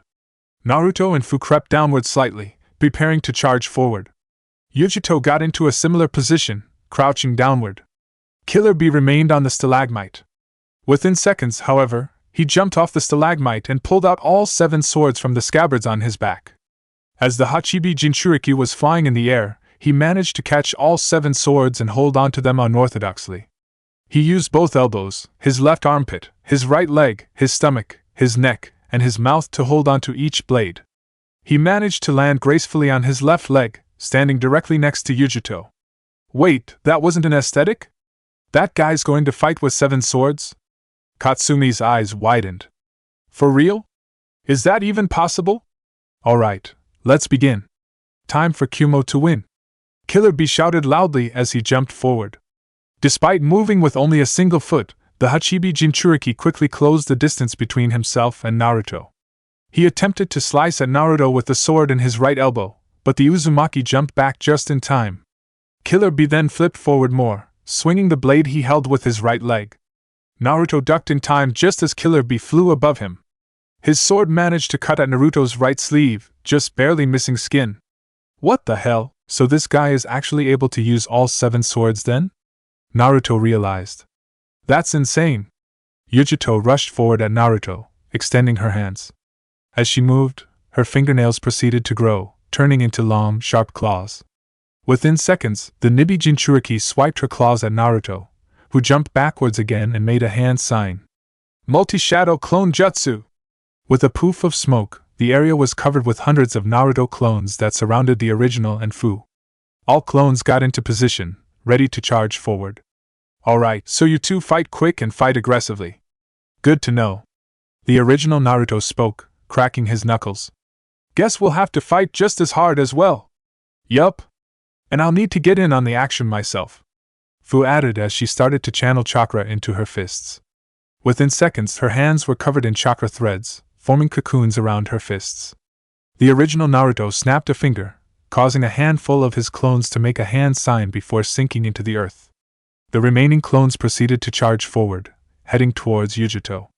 Before they could reach her, however, Killer Bee fell back onto the battleground, crashing in between the clones, dispelling a few of them upon impact. 30 of Naruto's clones surrounded the Jinchuriki and quickly closed in, each of them charging at the man. Bee proceeded to dodge every attack the clones tried to make on them and return with a slice of one of his 7 swords, dispelling them on impact. The remaining clones continued to focus in on the Hachibi Jinchuriki, trying to overpower him. With the clones distracted by Bee, Yujito charged forward at the original Naruto. Before she could reach him, however, Fu jumped in between and charged at her, extending her fists. The two shinobi then struck at each other, Fu's cocoon-covered fist colliding with Yujito's claws, parrying each other. The two continued to strike, with Fu's fists getting blocked by Yujito's claws while Yujito's cuts were blocked by Fu's cocoon. Your cocoon is strong, I can say. My claws I've found are useful in piercing most armor, so I'm impressed that they're holding up on your fists like that, Yujito admitted as she swung her claws again. Thanks, Fu replied with a grin as she sidestepped away and attempted to deliver a punch to Yujito's face. The Kumo shinobi blocked with her left claw, unable to even be pushed back. Your claws are durable as well. I should have normally overwhelmed you in a fist fight. Well, what can we say, I guess? We're both Jinchuriki. An orthodox fight isn't going to cut it, Yujito said, grinning as she jumped back, putting distance between herself and Fu. Fire style, rodent hairball. Yujito proceeded to spit, forming a hairball that was completely encased in fire. The fireball took the shape of a rat as it charged forward at Fu. The Nanabai Jinchuriki sidestepped, avoiding the attack. The fire hairball made contact with the ground but did not extinguish itself. Instead, it multiplied, turning into multiple fire hairballs, all resembling mice. The mice then started to charge forward, both at Fu and Naruto. What the hell are those things? Fu asked, looking at them in disgust as she jumped away. Are those actual rats? They're hairballs, Yujito answered, crossing her arms with a smirk. Okay, that's gross, Naruto admitted with a shiver as he started to jump back as well. A frown developed on Yujito's face and her eye twitched. Alright then. Well, if it's gross, let's see how you deal with more. Within seconds, Yujito proceeded to release more and more spit, which turned into flaming balls of hairballs, all resembling mice. Within seconds, the battlefield was covered with the fire mice that all continued to pursue Naruto and Fu. Okay, I'm with Naruto-sensei. That's disgusting, Katsumi declared, frowning. I hate mice, and those are actually hairballs? What the hell? Well, she is the Nibi Jinchuriki. Two-tailed cat. Makes sense, C said, shrugging his shoulders. Making sense or not, it's a useful technique. It's rather easy for Yujito to zone an enemy with them. Declared, a grin on his face. A prime shinobi of Kumo. One of our best. It's unique, but I'm certain Naruto-kun and Fu-san will handle it. Hinata spoke up. While you are all focusing on that, is anyone looking at the other Jinchuriki? Sasuke questioned. All eyes turned to see Killer Bee, who was currently flipping around the battlefield, dispelling clone after clone. Not a single clone so far had been able to touch him, and Bee was effortlessly dispelling them, none of his 7 blades ever missing its mark. I've actually never heard of this 7-sword style of kenjutsu. It's unique, alright. Looks like something most shinobi could never do. Jiraiya admitted, his eyes glued on him. But it's outstanding. Bee's disturbance style. Clarified. He's a pain in the ass to fight. Impossible to predict. Combines dance and acrobatics with kenjutsu. Not a single person could replicate it, I think. But Bee isn't a normal shinobi, so he wouldn't have a normal fighting style. He can definitely overwhelm someone with it, especially some clones. Naruto-kun, don't let them overpower you. Hinata's eyes narrowed in on the Uzumaki. You can do it. Okay, this is starting to get really annoying. Fu hissed as she started to channel the Nanabai's chakra. Within seconds, Fu's body was covered in red chakra with her tails forming, creating wings on her back. She immediately flew into the air, getting away from all the fire mice. Oh? Are we breaking out our Biju-S chakra already? Yujito questioned, grinning. I can follow suit, you know? Within seconds, Yujito began to channel the Nibi's chakra. Red chakra surrounded her body, causing her appearance to turn more feral and creating 2 tails of red chakra around her body. As the chakra began to surround her, the fire hairballs on the ground proceeded to grow larger, seemingly enhanced by her chakra. The mice on the ground proceeded to all turn their focus on Naruto. The Uzumaki found himself surrounded by the mice. They proceeded to rush forward at the blonde, who proceeded to make a hand sign. Fuinjutsu, Earth Collapse! As the balls of flaming mice hairballs charged forward at Naruto, the ground underneath them started to glow a dark brown color. The ground then opened up, creating an island around Naruto's feet, while the rest of the earth caved in and causing the mice to plummet into the ground. Upon making contact with the ground, they all ignited, creating a massive firestorm. However, the hole managed to contain the fire, preventing it from spreading. Fuinjutsu? When did you make the seals? Yujito questioned. Did you prepare them ahead of our battle? Then how did you plant them without me noticing? The ground underneath Yujito's feet started to crack open. Her eyes widened as she stepped back just in time for the ground to cave in under her. The ground she then stepped onto started to crack as well. This time, as she stepped back, a clone of Naruto jumped out from underneath, a Rasengan formed in its hand. That's how. The original Naruto said with a smirk. You sent clones underneath while you sent a massive amount to attack B and myself. Smart. Yujito acknowledged as she crept downward. However, I hope that's not all you've had them do underground. I haven't even touched the surface of what I can do. Yujito proceeded to lunge forward, quickly closing the distance between herself and Naruto. Upon landing on the ground of the island, her claws ignited, covering themselves in flames. Whoa! Naruto gasped as he jumped back, landing from the island back onto the main ground of the training field. That's dash! Yujito cut him off as she jumped forward again and swung her claws. As Naruto attempted to jump away, her claws slashed at his shoulder, drawing blood and catching the edge of his clothes on fire. Naruto winced in pain as he exhaled a stream of air onto his shoulder, putting out the fire. What were you going to say there? Yujito questioned, grinning. Cat got your tongue? Really? Naruto snorted, looking at the Nibi Jinchuriki with an amused snort. Did you actually say that? And didn't you just call Killer Bee's raps lame? Yujito's eye twitched once again. Don't compare a solid pun to his shitty rapping, damn it. Yujito immediately charged forward at Naruto, who immediately closed his eyes and started channeling the Kyuubi's chakra. Yeah, she's moving way too fast. Probably her own speed, probably cause of the Nibi. So I'll respond with yours, if that's okay, Kurama. Naruto said as red chakra started to surround him. Make sure you show Matatabi's host your strength. It'd be an embarrassment to lose to her, Kurama informed him. Within seconds, Naruto's body was completely surrounded by red chakra with chakra tails around him. He immediately channeled chakra into his hands, creating a Rasengan just as Yujito was about to slash at him. Rasengan! Naruto slammed the orb of chakra forward as Yujito slashed at it with her flaming claws. The result of the attack creating a massive explosion around the two, bringing up dust around them as both were shoved back by the force of the attack. Damn, I need to get in that. Fu noted as she started to fly downwards towards Yujito's position. She began to rotate her body in a circular pattern as she extended her fist outward. Takigakure Hurricane! Whee! As Fu continued on her path forward, Killer Bee jumped forward directly in between them, swinging his swords directly at the girl. Killer Bee rotated his body in a circular pattern, creating a whirlwind around him of moving blades. The two moving hurricane forces collided with each other, stalemating in the sky. Within seconds, the two forces stopped moving and Killer Bee landed back on the ground, with Fu momentarily stopped. Damn girl, you spin fast. Getting hit by that attack must be a real blast, Killer Bee noted. His eyes moved around the battlefield, noticing Naruto's, Yujito's, and Fu's chakra shrouds, and he frowned. You all started a channeling party without me, the Killer Bee? Bad call, you'll see. I'll make you flee. Red chakra began to slowly surround Killer Bee's body. In addition to the tails of chakra that formed around his body, red horns of chakra formed by his head. So, they're all channeling the Biju's power, Jiraiya noted, rubbing his chin. Interesting. These shinobi, the JJ Jinchuriki, they are fierce, huh?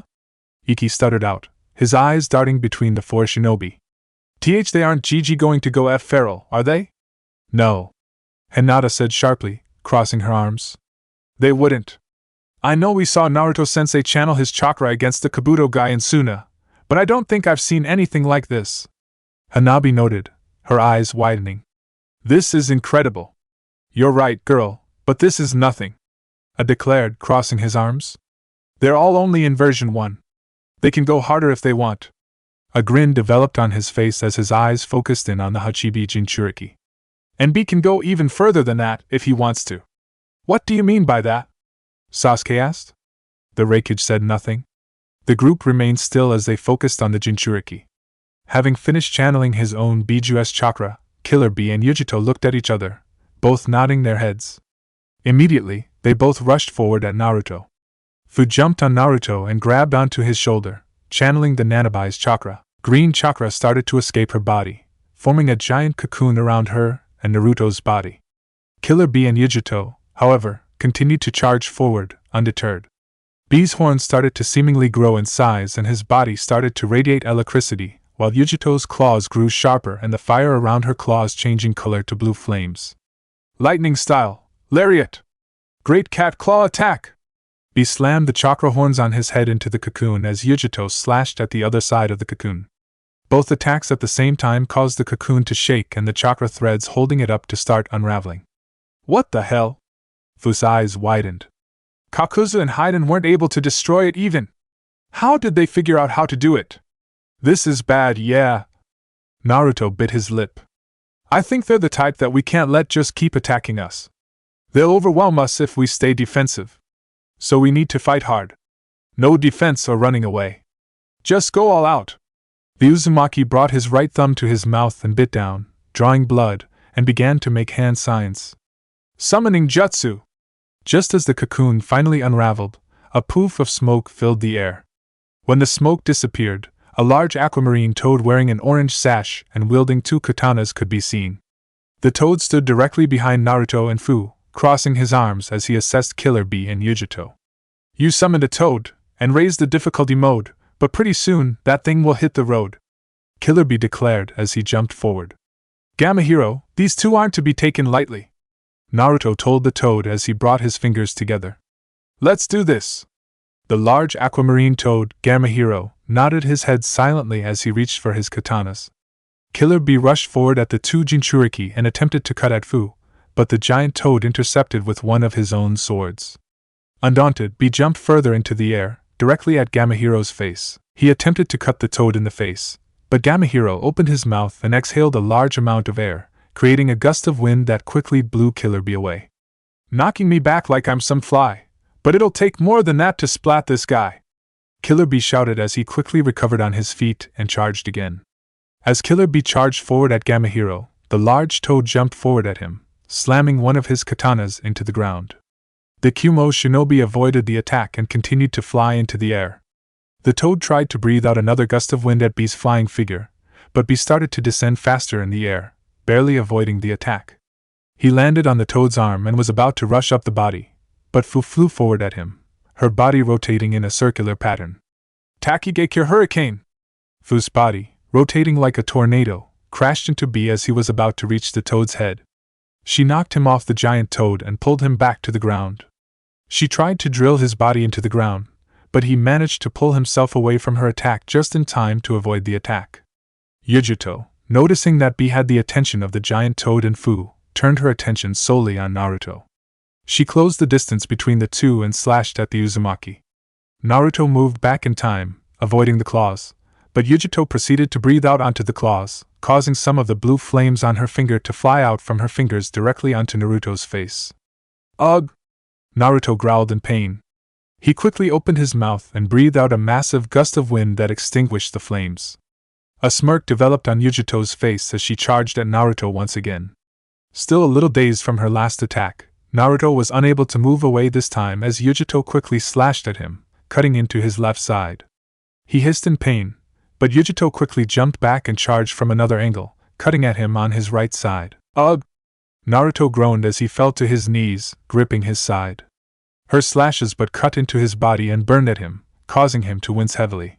Where's the bravado from earlier? Yujito questioned with a smirk as she jumped into the air directly above Naruto's body. She angled her body downward and started to fall down, her claws aimed at cut at him again. You can't be seriously done yet. Not even close. Naruto replied as he clapped his hands together. Adamantine sealing chains! Just as Yujito was about to reach Naruto, chains developed from Naruto's back and rocketed towards her. The chains surrounded her body, trapping her in them and preventing her from fully reaching him. They then slammed down, smashing Yujito against the ground. The Kumo shinobi coughed up blood in response. Uzumaki Naruto Elemental Barrage! The ground underneath the battlefield broken up again, revealing 4 Naruto clones that got into position. The 4 clones released a barrage of elemental jutsu, one breathing out a massive fireball, one releasing a deluge of water, the third creating a barrage of rock bullets, and the fourth channeling a wave of electricity from its hands, while the original Naruto breathed out a massive gust of wind. The 5 elemental attacks collided into Yujito's body, causing her to shout, and as the combined attacks kicked up dust all around her. "Is this more what you were expecting, Yujito?" Naruto asked, smirking. "I can do a whole lot more if you want to see more." "I'd love to see more, so fight me, you bore!" Killer Bee shouted. The Uzumaki turned his head just in time to see Bee racing towards him. Gamma Hero jumped in between the two and swung his blade at Bee, but the Hachibi Jinchuriki jumped into the air, avoiding the attack. He proceeded to spit out of his mouth, creating black spots of ink that landed on the ground. Within seconds, the ink started to rise and change shape, resembling clones of Killer Bee. Ink clones? Naruto's eyes narrowed in on them. As Naruto tensed up, ready to jump away from the ink clones, the clones charged at Gamma Hero's body. While the giant toad swung his katanas, cutting into them and causing the ink to splash onto the ground, a few clones made contact with the giant toad's body. Within seconds, their bodies started to lose shape, forming black dye that slowly started to cover Gamma Hero's body. "Fuinjutsu, Octopus Hold!" "He knows Fuinjutsu too?" Naruto's eyes widened. Within seconds, the black dye completely spread over Gamma Hero's body. The toad struggled to pull himself away, but the ink rooted him in place. The original Killer Bee then jumped into the air directly above Gamma Hero's body. He started to descend rapidly, extending his chakra horns as he aimed for the toad's head. Before Bee could make contact with him, however, the toad disappeared in a poof of smoke. A smirk developed on Bee's face as he landed back on the ground gracefully. "Smart Toad knew what would happen, saw no escape after I trapped him. He would have been knocked out, so he had to leave our bout," Killer Bee declared as he turned his attention towards Naruto. "Summon another toad and it will be the same. Those big targets will be sent back in shame." Naruto shook his head in response, frowning. Fu immediately landed back on the ground next to Naruto's side, frowning as well. "I tried to focus on this guy, but he won't stand still. I can't pin him down at all, he just keeps moving. It's almost impossible to predict his movements," Fu said. "It's really, really annoying." "I can see," Naruto noted. He was about to say something else, but he felt a tug on the chains in his back. His eyes widened as a sigh escaped his lips. "Well, we have the other to worry about as well." Within seconds, the chains started to break, causing what remained on them to return back to Naruto's body. The cloud of smoke from Naruto's jutsu finally dissipated as Yujito rushed out of it towards them with blood dripping from wounds all over on her body and a scowl on her lips. "That was the infamous sealing chains of the Uzumaki clan. How interesting. They were a bitch to get off," she said, gritting her teeth. "Durable as all the history books describe them as." "Damn right they are. Look, this is getting fun and all, but let's spice up this brawl. We don't got all day, so what do you say?" Killer Bee asked. "What do you mean?" Fu questioned. Killer Bee's response was to smirk and snap his fingers. Immediately, the chakra around his body started to turn an even darker red color and started to meld into his skin. Within seconds, he was completely covered by the chakra. "Wee! Version 2 already?" Yujito asked, smirking herself. The same dark red chakra surrounded her body as well, completely covering her body and making her appearance even more feral. "Once again, fine by me. They're both entering version 2. Fu bit her lip as her heart started to beat faster and faster. "Oh God. Version 2? Kanji repeated the phrase. "Naruto told me you all saw him enter the phase when he fought Kabuto that one night," Jiraiya noted, crossing his arms. "It's the next phase of Jinchuriki chakra where they are able to access even more of their Biju's power and chakra, if they are able to control it, that is.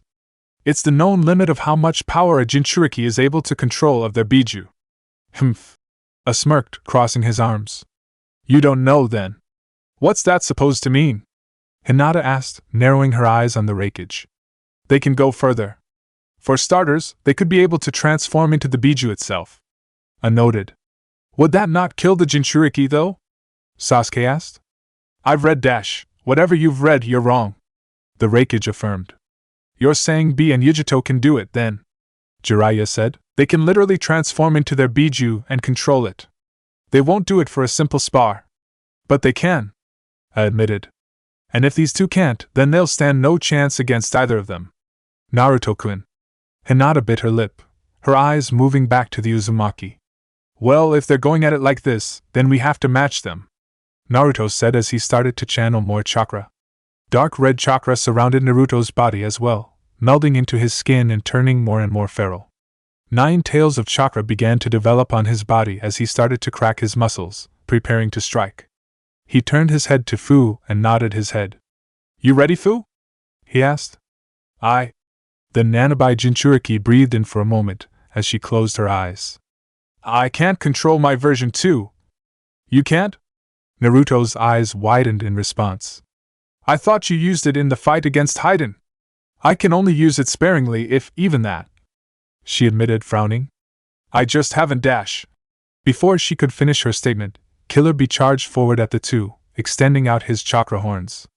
Fu immediately flew into the air, clapping her hands together. Secret Jutsu, Cocoon Grip!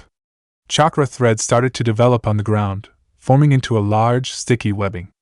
Killer Bee jumped into the air, attempting to chase Fu into the sky, but the webbing leaped from the ground, grabbing onto his legs. The webbing pushed him back to the ground. You'll need more than that to hold me back, 'cause I'm Killer Bee and nothing stops my attacks, he shouted in response as he applied more force onto his feet. Killer Bee managed to jump into the air, overpowering the webbing, and flew into the air towards Fu. The Nanabai Jinchuriki proceeded to fly further into the air, avoiding Bee's oncoming attack. In response, one of Killer Bee's changed shape, turning into what resembled a large, brown octopus tail that reached up into the sky and grabbed onto Fu's body. Ah, she hissed as she tried to pull herself out. What the hell is that? Naruto's eyes widened. Float like a butterfly, string like a bee, and with the grip of an octopus, that's me. Killer Bee shouted as he swung his octopus tail downward. Fu's body collided with the earth hard, causing her to cough up blood upon impact.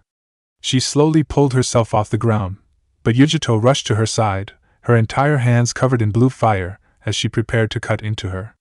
Fuinjutsu, Protective Winds! Naruto quickly tossed the kunai with a sealing tag on it in between Fu and Yujito. The seal started to glow light blue before it released a barrage of winds from the tag that surrounded Fu's body. The wind forced Yujito back as Naruto charged at her, channeling chakra into his hands, creating a massive orb of chakra in his hands. Cat Flame Roaring Fire! Odama Rasengan! Yujito breathed out a massive fireball out of her mouth as Naruto rushed forward. He shoved the orb of chakra into the oncoming fireball, overpowering it, and causing the fire to scatter onto the training ground them. Naruto continued to charge forward at Yujito, who smirked as she made a gesture with her right hand. Just as Naruto was about to reach her and shove the Rasengan into her, the flames on the ground raced back to her, forming smaller fireballs. The fireballs all collided with Naruto's back, causing him to groan in pain and for his jutsu to lose power. His Rasengan collided with Yujito's body, but it was much smaller and only knocked her back slightly. Damn, that hurts! Naruto groaned. He jumped back as Yujito attempted to slice at him with her claws. You guys hit really hard. I'm really impressed. Thanks. And you too, I admit, are resourceful. Yujito complimented back as she continued to slice at Naruto, who continued to dodge. Now, let's see what else you got up your sleeve. I got a ton more, actually, Naruto admitted as he held out his right hand. Adamantine Sealing Chain! As Yujito sliced at Naruto, a chain rushed out of Naruto's right palm, the chain blocking her claws. He then swung his hand, swinging the chain as a whip. Yujito jumped back, avoiding the attack. I have to admit, I was not expecting that Naruto kid to use the sealing chains of the Uzumaki clan. I almost thought that name was a false flag. But I suppose it's true, he's a real Uzumaki. I noted. His mother must have been the previous Jinchuriki, Uzumaki Kushina. Interestingly enough, your village tried to make her a part of your own a couple of years ago, Jiraiya noted. A scowl developed on the Raikage's face as he crossed his arms. That was my father, Jiraiya. Don't think that relates back to me or my village now. Times are different. Hinata immediately bit into her lip, resisting the urge to speak. Bullshit. Naruto-sensei has so many different elements to his fighting style, Hanabi noted, bringing her hand to her chin in thought. Clones, summons, elemental jutsu, Fuinjutsu, the Kyuubi's chakra. This is just another aspect. He's definitely a varied fighter. It's actually super intimidating, Kanji admitted. It's inspiring, Katsumi corrected, a grin developing on her lips. Makes me wonder if we could ever hope to be half the skilled shinobi he is. He's definitely something, yeah, Darry said. The shinobi turned their attention to the bodyguard, who had been quiet the whole time until that moment. He's definitely not drab or anything, probably cause it's not his first time fighting someone from Kumo before, but I wonder if he's got more. B and Yujito are definitely strong enough to keep him on his toes. And his partner, while initially looking strong, doesn't appear to be at the rest of everyone's level yet. That's true. C nodded in agreement as he stared at Fu, who was still breathing heavily with the winds from Naruto's Fuinjutsu around her body starting to fade. She's not in version 2 yet. Don't think she can enter it. She'll be next to useless in the rest of this fight. And in any fight to come against Akatsuki if she can't. Declared. Naruto and Yujito remained focused on their bout, Yujito's claws and his chain locked as they kept swinging, trying to gain the upper hand over the other. Fu watched the two fight with a mixture of awe and fear on her face. She took in a deep breath as she started to slowly channel chakra. Breathe, Fu.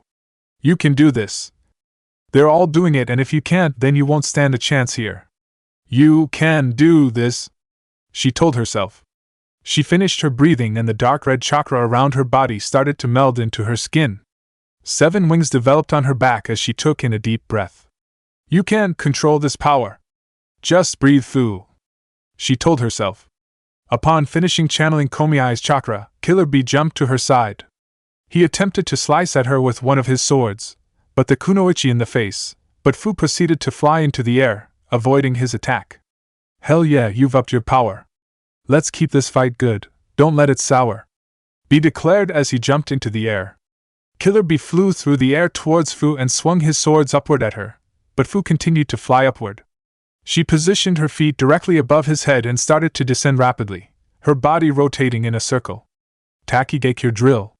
Just as her feet would make contact with Killer Bee's face, the man parried with the sword held by his neck. Fu continued to apply more force, however, and managed to finally overpower his block, knocking the sword out and slamming herself into his body. He groaned as he was slammed into the dirt, dropping all remaining swords. Keep at it, Fu. Just keep stable, Fu told herself as she continued to drill into Bee's body. Within seconds, however, she felt pressure getting applied to her body. And no, he's still too strong. Bee managed to overcome Fu's attack and shoved her off his body. She was sent flying down the training ground, but managed to catch herself before she veered into one of the stalagmites. No. I can't let him overpower me like this. Fu grit her teeth. I can fight on his level. I have to fight on their level. That one had some real strength. Remind me to keep you at arm's length. Killer Bee chuckled to himself. His eyes focused on Fu and noticed the anger on her face, causing him to frown. She seemed more angry than he had seen her so far. Miss 7, you seem stressed. Got something you need to get off your chest? No. She spat out. Just focus on the fight, damn it. Fu proceeded to fly rapidly at Killer Bee, rotating her body in a circle as chakra horns developed by her head. Komiai Hurricane! Bee held out his hands to hold back against Fu's jutsu, but the collision of her attack proved too much. Bee was forced backwards in the training ground into one of the stalagmites. Fu continued to drill into him, causing the stalagmite, causing it to shatter instantly and forcing the man to roll into the ground. Damn, this hurts. She's taking this a bit too seriously. I feel a lot more aggression in this attack than before. Killer Bee noted as he pulled himself off the ground. He took in a moment to look at Fu's general demeanor. The Taki Kunoichi was breathing heavily and carried herself differently upon entering version 2. She was now continuously flying and was looking at him with anger in her eyes, anger that seemed to be aimed at everything around her. Bee's eyes widened as he realized what was going on. You can't control version 2, can you? He questioned. I can control it, Fu growled as she started to spin again, aiming at Bee again. Just watch me.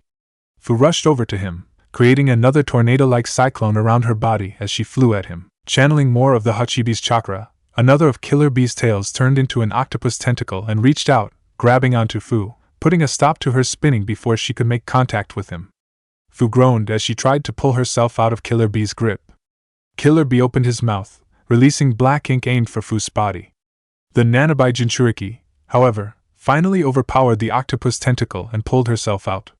She then managed to fly away in time, avoiding the ink, and proceeded to open her mouth. Secret ninjutsu, scaled sneak jutsu. Fu breathed out a massive amount of fine, white powder that surrounded Killer Bee's body. The Hachibi Jinchuriki stood still for a moment and closed his eyes, blinded by the powder's light. Fu then started to flap her wings rapidly. The wings managed to generate flames that quickly made contact with the white powder, creating a massive firestorm that surrounded Killer Bee's body. The man groaned in pain as he started to grit his teeth. Well? How does that feel? Does it look like I am not in control? Fu shouted. It definitely shows now. You aren't. Killer Bee replied mentally. You've allowed the emotions and raw power start to consume your mind. And if you continue like this...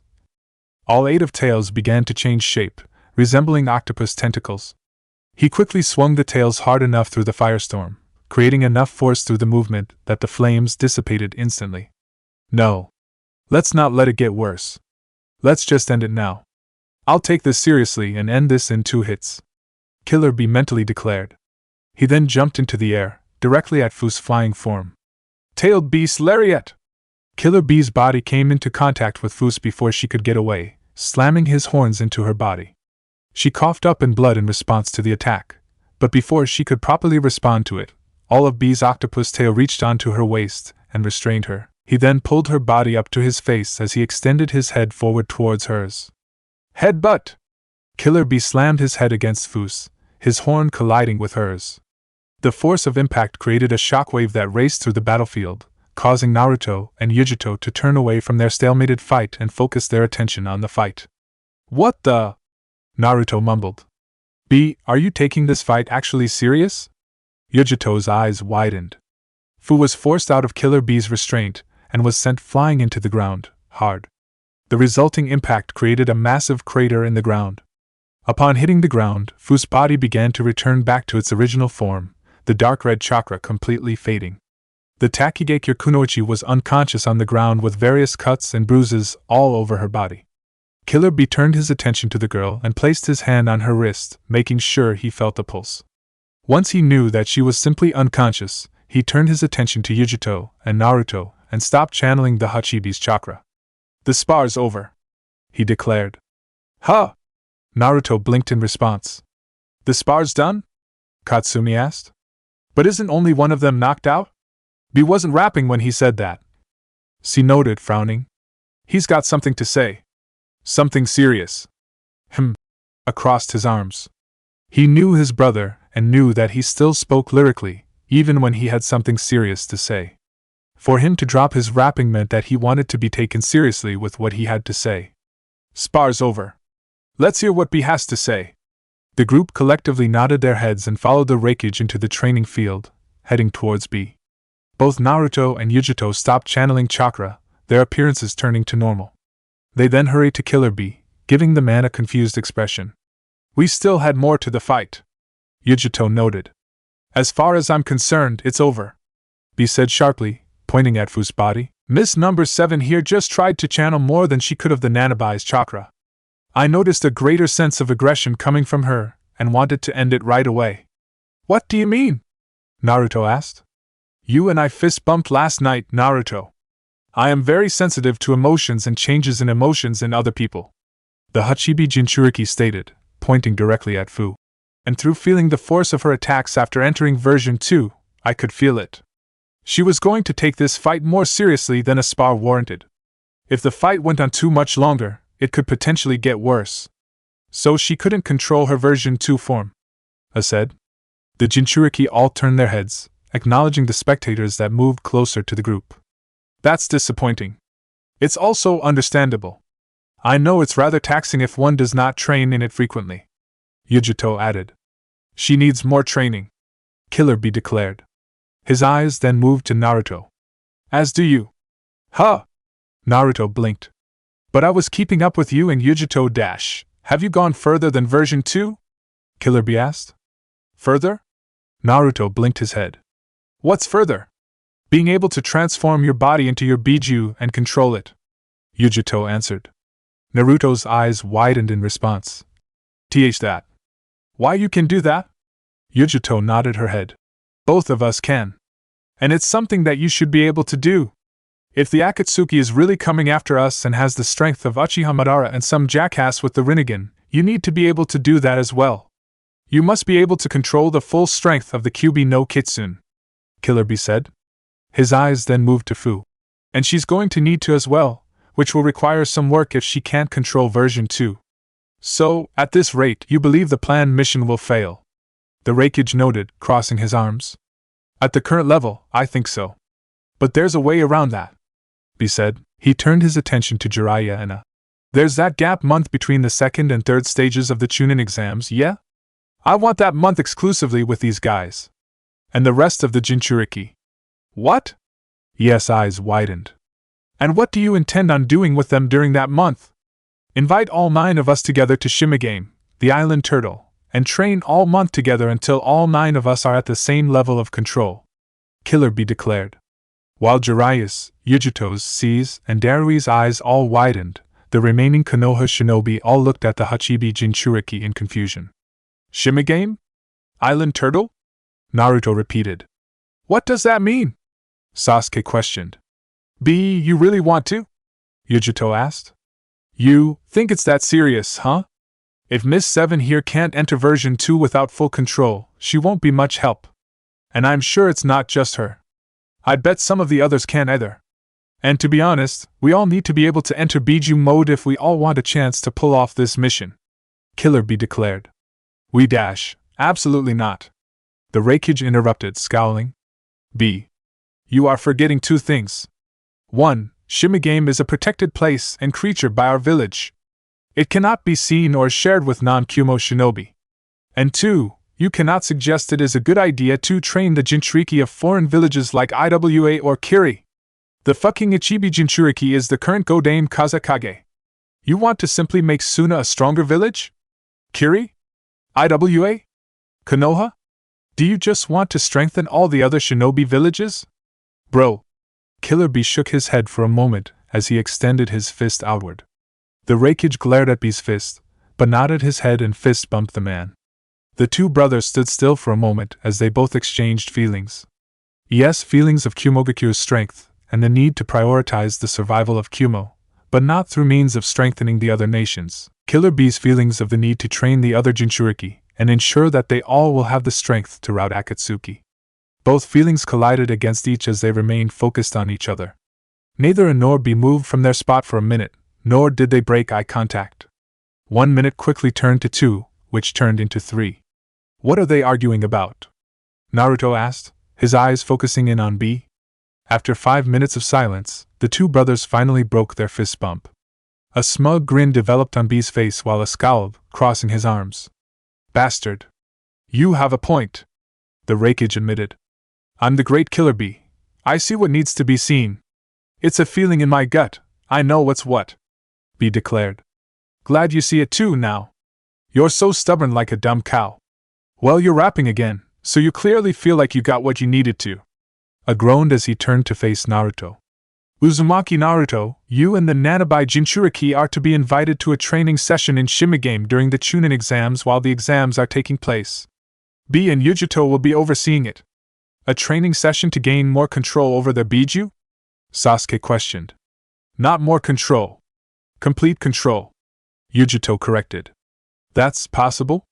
Hinata's eyes focused in on Naruto. Being able to bring forth all of the Kyuubi's power? I'll send letters to the remaining villages to inform of this. All 9 will be gathered for this, declared. He then turned to face Jiraiya and a scowl developed on his lips. You will not take advantage of this. Kyumo is doing your village and the others a major favor in exchange for this. If I ever get the thought that you plan on using your Biju against us, then I will personally dash, I promise. Konoha will do no such thing, Jiraiya said, holding out his hand. That I promise. Our villages aren't enemies. Not allies either, reminded. But not enemies, the Hokage reminded him. The 2 Kage remained silent for a moment as they stared at one another. With a sigh, finally relented and shook Jiraiya's hand. Day's almost over and still no new information, Taiyuya grumbled. As the sun began to set over Iwa, Taiyuya decided to let out some steam and relax, heading to a large tavern in the center of Iwa. Amongst the casinos and clubs of Odoshiana district, Taiyuya found a bar titled Cavern Brews and walked in. The bar's walls were painted dark brown, the floor of the bar was made out of stone, and the room had limited lighting, only a few lanterns dangling from the ceiling, that all contributed to the cave aesthetic. Taiyuya immediately hurried over to the front of the bar and took a seat, haggling the bartender for a bottle of sake.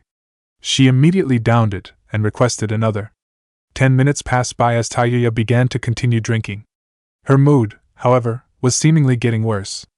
I normally don't have this much difficulty with Jiraiya's missions, but then again, this is not a standard mission. All the informants I have in IWA don't know much about the Kamizuru's plans other than what I already know. But I just feel like there's more to this. I need to figure out how much of a threat they are already, damn it. Taiyuya shook her head. Ugh, I need more alcohol. The door to the bar opened up. Taiyuya could hear footsteps approaching the bar, but she did not turn her head to see who was approaching. Instead, she flagged down the bartender.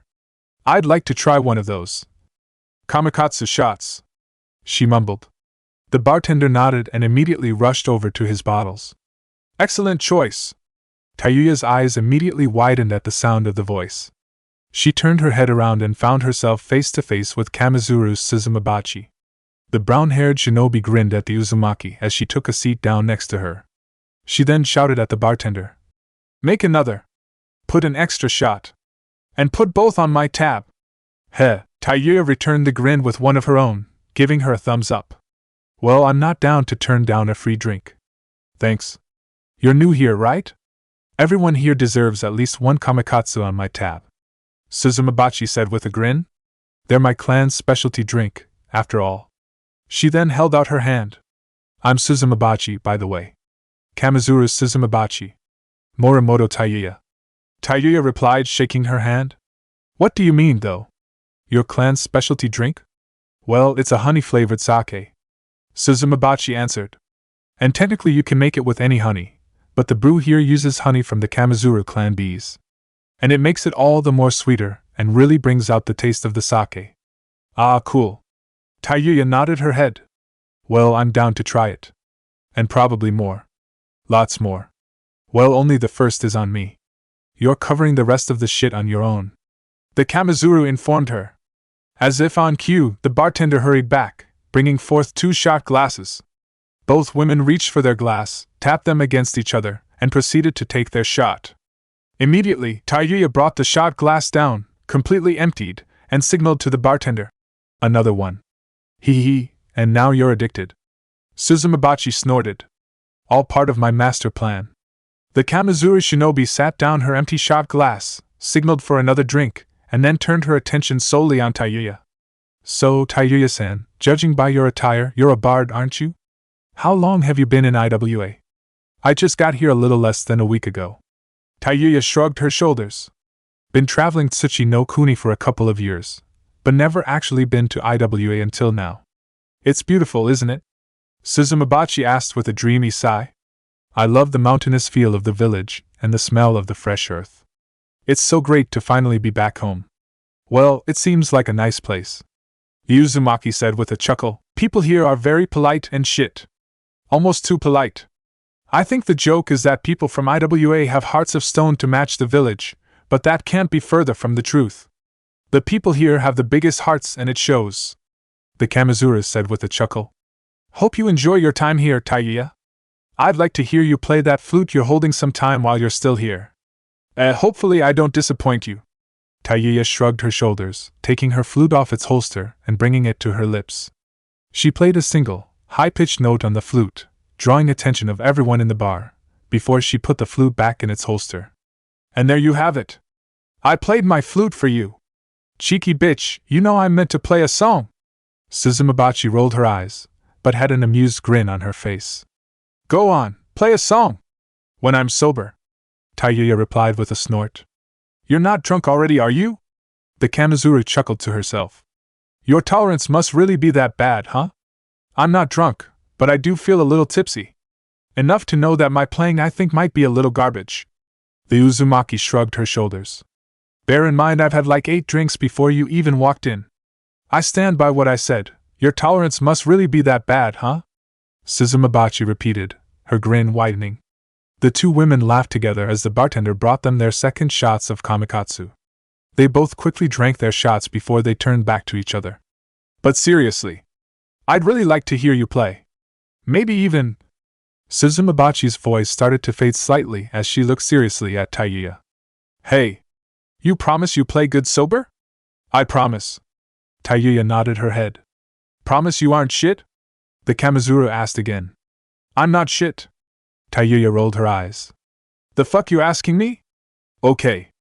I'm holding a rally in 3 days from now and I wanted to know if you'd want to be there as a musician, maybe help keep the crowd entertained a bit. Suzumabachi asked. Oh? Taiya raised her eyebrow. I'm down, but what rally? Like a political one? Yeah. Sorta. I guess. Suzumabachi shrugged her shoulders. But it's really just a rally about IWA. About why our village is great, and what our village means to its people. A grin developed back on her face as she clapped her hands together. So, would you want to do it? Wow. I can't believe my luck with all of this shit. First, of all people, Kamizuru Suzumabachi comes into the same bar and starts up a conversation with me. Now I'm getting invited to one of her rallies and probably can get some insider information into what she hopes to accomplish with them. A grin developed on Taiya's face as she nodded her head. Hell yeah. Both women shook hands once again, cementing the deal. I lost control, huh? Fu noted. The Takigakure Kunoichi woke up in her hotel bed, her wounds tended to by the Reikige's bodyguard C. She now sat at the edge of her bed, feeling physically healthy, with the Konoha shinobi all surrounding her. It's not like you lost control and did something, Hinata said, frowning. You did nothing but continue the spar and dash. No, but I know what you're talking about. I remember sorta just feeling so annoyed and tired that the others entered version 2 so effortlessly, and how easily B was overwhelming me. I watched Yujito and Naruto in their stalemate and I just wanted to keep up. And I let that consume me. I barely remember anything after that. Fune. Kanji mumbled, closing his eyes as he contemplated what to say. It's not your fault, Dash. It is my fault. It's not like the Nanabai tried to take power or anything. I know Komiai, and he's not the kind of person to do that. Fu stated sharply. It's just… I let his chakra and strength cloud my mind. Basically, I just let myself act the way that the people of Taki always feared I'd acted. I lived up to their expectations. Fu. You did not. Naruto replied, crossing his arms. Especially right now. You're acknowledging what happened. It's okay. It's not. She shook her head. Nothing happened, so it's okay. The Uzumaki declared sharply. That's why we need to train. Together. With them. To get stronger and get better control. Fu did not look at Naruto in the eye. She simply shook her head and laid back down in her bed. I'm tired. Would you all let me sleep, please? She requested. After a few moments, the Konoha shinobi acquiesced to her wish. As they left the room, Fu was left alone. When she was by herself, she brought her hands to her face and started to sob. Fu. I'm sorry. Komiai spoke in her head. Komiai, you know that you had nothing to do that. That was all me. She replied back. I just wish I was stronger and able to control your chakra. She remained in bed, quietly sobbing to herself for the rest of the night. Chapter 82, Lava, Steel, and Jinchuriki. Suzumabachi has a rally planned in the next 3 days? Kuratsuchi questioned. Taiya nodded. Immediately after her trip to the bar, she returned to Han's home and requested for him to fetch his former students. With Han and his team now together, Taiya decided to share her information to them. She said she's doing it at sunset. Said she'll give me a location later, because she and her brothers are still working that out. Taiya stated, pocketing her hands. They're trying to prevent you guys from being able to crash it this time. All the more reason to find it and smash it. Roto declared with a grin, bringing his hands together. Hell. Yeah. I would advise against doing so immediately. Han spoke up. Taiya-san is trying to build a case and analyze how threatening she and her brothers are to Konoha. We should not interfere right away and give her a chance to observe them. Out of curiosity, what would Konoha's endgame be with that? Risho asked, bringing his hand to his chin. Would Konoha intervene and try and assassinate them or something? I don't think so. the Uzumaki said, shaking her head. Jiraiya's smart and ruthless at times, but he's also too much of a pacifist to plan an assassination. My best bet is that he wants to know their talking points so we can counter properly. Try and double down our relationship with IWA and see if we can strike back politically against her. That's for the best. To be honest, an assassination attempt on any of the Kamizuru grandchildren would be the worst idea your village could attempt, Han said. It would galvanize any of them that survived. And even if you managed to kill all three, it would simply motivate the anti-Konoha sentiments of their followers and make them more outspoken. Exactly. So we'll just use the info for politics. Tayuya nodded her head. I should get a lot of information, too. I'm supposed to go to help entertain the audience with my music. That means they'll have to give me some more info about what they specifically want me to do, and I'm sure I can weasel out some good information. Should not be too difficult to get something out of her. That bitch never shuts up. Kuratsuchi noted, rolling her eyes. She then focused in on Tayuya, grinning. Please let me know what you learn as well. I need to know what she's planning and if she's got anything planned. Gramps would benefit from knowing what the hell she's got going on. Yeah, I'll let you know. The Uzumaki nodded her head. It was going to be a rather chaotic couple of days for Uzumaki Tayuya, but she was excited to make progress on her mission. She had finally struck gold, and she was not going to let it go to waste in the slightest. She never came out of her room again, huh? Naruto asked. As night began to fall over Shimagakure, the Konoha shinobi all met up, once more, in the Genin's room to chat. The subject of their talk quickly turned to Fu and her desire to stay alone. I tried to come in and bring dinner, but she just shouted behind the door that she wasn't hungry. Kanji admitted, frowning. I didn't even hear any footsteps, so Fune didn't even bother trying to get up. Well, it's understandable from her point of view. That spar, as far as she can see, revealed to her the exact lack of control she had over her Biju. And at the same time, she saw the control that every other Biju here could reach. Jiraiya noted. And apparently, both B and Yujito can go even further. Sasuke noted, crossing his arms. Naruto frowned in response at the reminder. Killer B and Yujito both referenced this Biju mode prior, and he was confused. He had thought that he had obtained the highest level of power and control with Kurama's chakra and was surprised that he, apparently, had the potential to channel even more. Hey, Kurama, I won't take offense. But is that really true? Naruto asked. Is there really a stage beyond version 2? Silence filled his head for a moment. Then, he heard the fox sigh in his head. There is a stage higher, yes. However, Kurama's voice started to drag again slightly, before he finally continued. Naruto, you know that I have some trust in you. You are the first human that I have trusted and respected since the Rikudo Sennin. However, just because you trust me more than other humans does not mean you fully trust me, right? Naruto finished. The Kyuubi nodded his head in response. I can feel a darkness in your heart.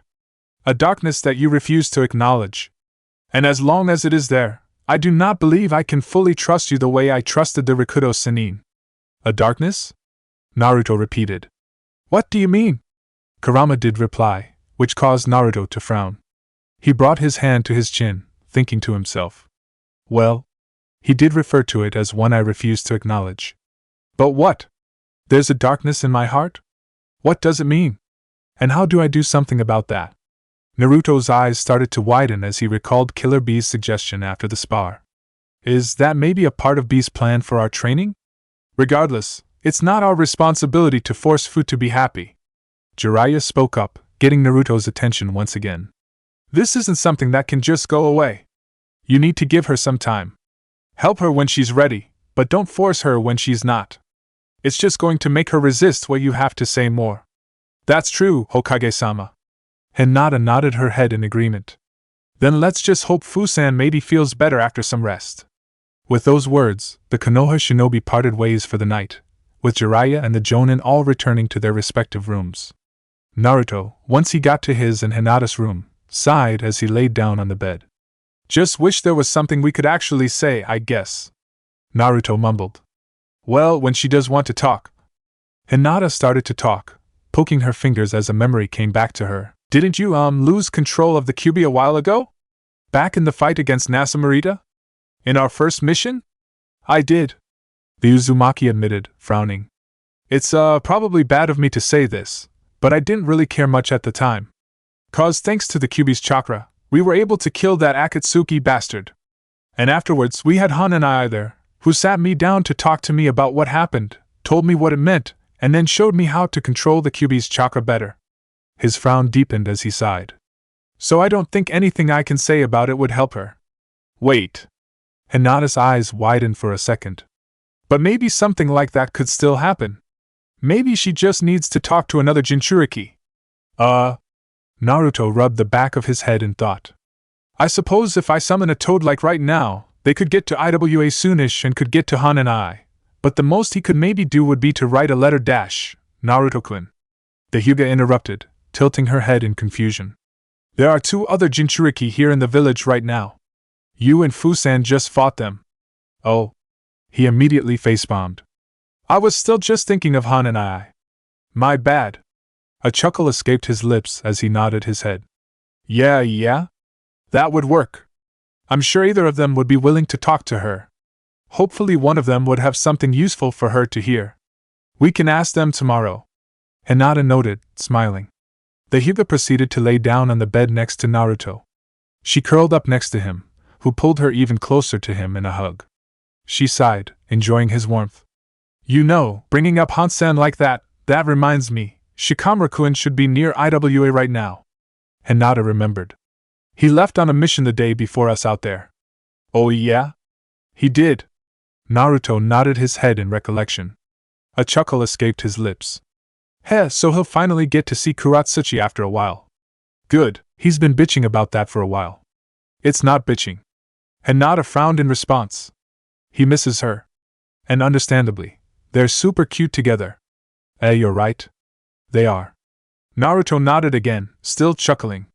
The Uzumaki's head looked up to the ceiling of the room as he started to think of their third former teammate. Shikamaru, hopefully whatever mission you're on is going well out there. Dokutsu village was a small village in Tsuchi no Kuni, close to the border with Sora no Kuni. With a large farming land, a rarity in the usually rocky soils of Tsuchi no Kuni, the village managed to sustain itself rather well. It was also a village that was not heavily populated nor particularly luxurious. It was not an attractive target for bandits or thieves, who would strive to attack villages that had more to offer. The normally peaceful village, unfortunately, had been overrun. Sitting in a cafe that was supposed to have closed much earlier in the day were 2 men who looked nearly identical. They had the same olive-colored skin, same crimson-colored eyes, and the same shaggy, long black hair. The 2 even dressed similarly, with gray ponchos over a dark brown shirt and black pants, with visible mesh armor underneath the clothes. Both men also wore an Ishigekyu forehead protector around their necks with a cross through the symbol, marking them as missing ninja. The only distinguishable features were their jewelry. One wore gaudy earrings while the other, instead of wearing earrings, had on a gaudy ring with a bright, shiny red gemstone. Both men were seen at a table, waiting for food. You know, Metoro, this is the life. The man with the earrings said with a dreamy look on his face. Simple village life. No stupid missions. No other shinobi. Just you and me and a sea of people who do what we ask. God, why didn't we do this sooner? Because news spreads. The man with the large ring, Metoro, said with a sigh. We've already been in this village for a month, Itaro. We're never in one place for this long. We'll have to leave soon. Yeah, but you can't deny that this life is peaceful. Itaro grumbled, crossing his arms. Iwa hasn't bothered with us yet, and sure as hell Ishigekyu won't do anything. Come on, just lighten up and enjoy life. A cafeteria worker rushed out of the kitchen, holding 2 plates of omuris that had cheese and bacon sprinkled on top. She sat the plates down in front of them. About time the food got here. Itaro grinned as he lifted up his chopsticks. Time to... His words cut off as he looked down on his plate. The hell? Where are the mushrooms? Don't you know I like my omuris with mushrooms by now? And my apology. It's late after all and I've been here all day. And mistakes happen, the server said, bowing her head as she inched back to the kitchen. I see can sprinkle some on dash. Itaro stood up, picked up his plate, and threw it, barely missing her head. The plate shattered on the wall, causing the food to scatter over all the floor. She immediately tensed up as tears started to develop in her eyes. If you do it like that, the mushrooms won't be cooked the same way the rest of the food is. Make it from scratch again. Itaro demanded, crossing his arms. And hurry up this time, goddammit. I'm fucking starving. Why yes, Itaro-sama. She stuttered as she rushed back into the kitchen. Fucking civilians. Incompetent idiots. Itaro grumbled as he sat back down. That bitch's livelihood is all about making food, right? How does she fuck it up like that? Metoro said nothing. He instead brought his chopsticks to his food and started eating. Itaro scowled in response. Least you could do is wait for me to get my food, fucking prick. He hissed. I'm hungry. Metoro answered in between bites. Metoro continued to focus on his food while Itaro fumed to himself about having to wait. They remained still, waiting on the food, until they both heard the door to the cafeteria open up.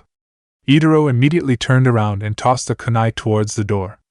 Hey asshole, this is our private cafe after 10 o'clock. Don't you dumb village folk get that already? He shouted. To his surprise, however, the kunai was deflected. He then saw a shadow rush forward to both his and his brother's chair.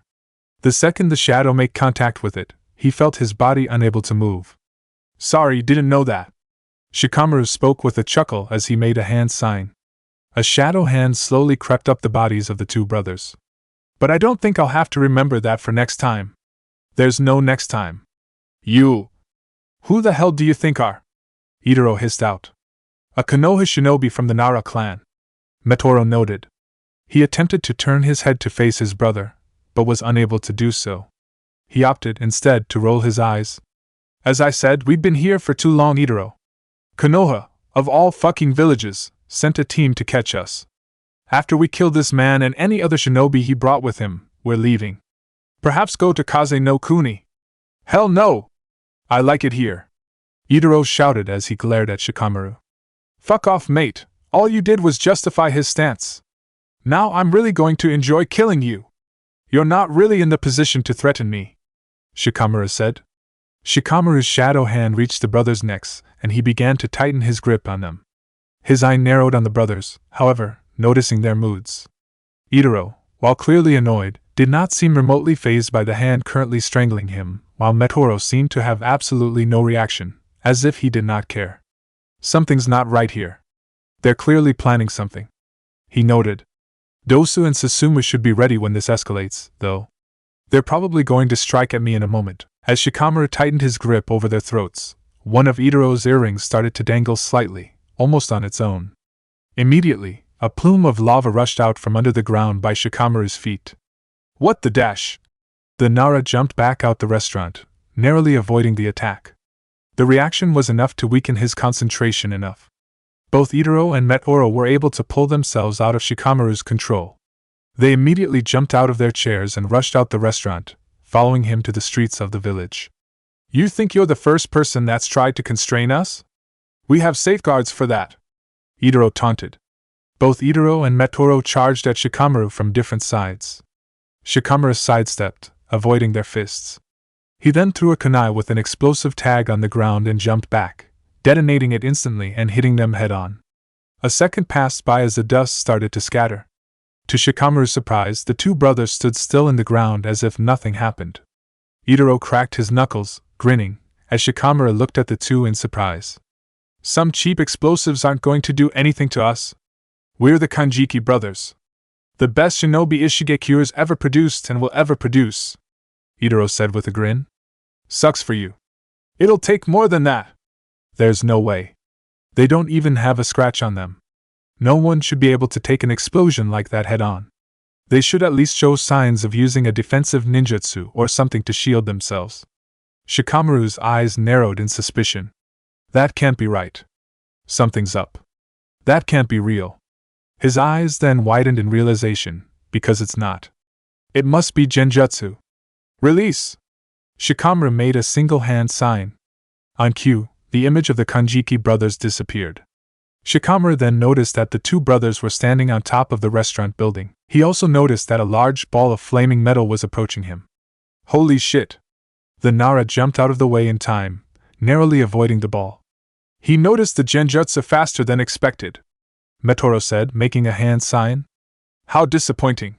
Whatever, he's still going up in smoke right now anyway, Itaro told his brother, grinning, as he made the same hand sign. Let's melt his face off. The giant flaming metal ball proceeded to melt. As the ball started to disappear, a sea of flames rushed out from where it once, rushing around the area entirely. The fire quickly rushed over onto nearby buildings. One stream of the flames rushed over towards Shikamaru. Paint Fuinjutsu, Deep Ocean! Susumu appeared next to Shikamaru and dipped his paintbrush into his paint can, turning the color of clear paint into a dark blue color. The paint immediately splurged out of the can, changing shape into a deluge of water. The water blocked the stream of fire from reaching Shikamaru or Susumu, extinguishing it upon impact. Susumu then made a sweeping gesture with his paintbrush. The water then started to swirl through the air, moving like a river, as it came into contact with the flames on the buildings, extinguishing them as well. Sorry about the late timing, Shikamaru Taishu. Their genjutsu affected me as well. If I had noticed it, I would have responded the moment they used their first jutsu. Susumu apologized as the water, upon extinguishing all the flames, rushed back into his paint can and changed shape back to paint. Nah, you're fine. Good timing, Susumu, Shikamaru stated with a smile. His eyes then focused in on the brothers. We're going to have work cut out for us, though. Damn right you will. Itaro grit his teeth. Two of you, huh? You got a third we should know about? They do. Metoro replied as he quickly made a hand gesture. Steel style, steel shield. A large steel wall developed around the two brothers just as a shockwave of sound rushed through the air. The sound wave crashed into the steel wall, shaking it, but the wall proved sturdier. As the wall dropped, Dosu jumped up from the shadows onto the building's roof and slammed his fists into the roof. Sound waves rushed out of the melody gauntlets that quickly moved through the area and into Itaro's and Metoro's ears. Both men winced immediately at the loud noises and fell to their knees, clutching their ears. What the hell? Itaro gritted out. The hell kind of technique is this shit? Sound? Metoro managed to look up at their assailant.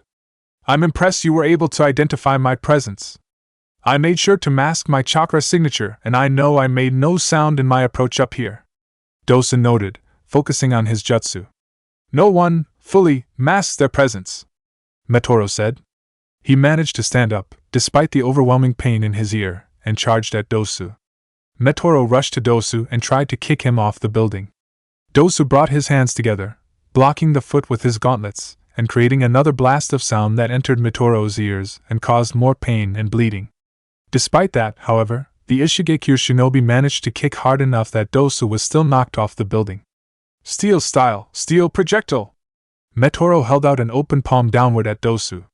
A steel orb with spikes materialized from his palm and grew in size as it rushed down to him.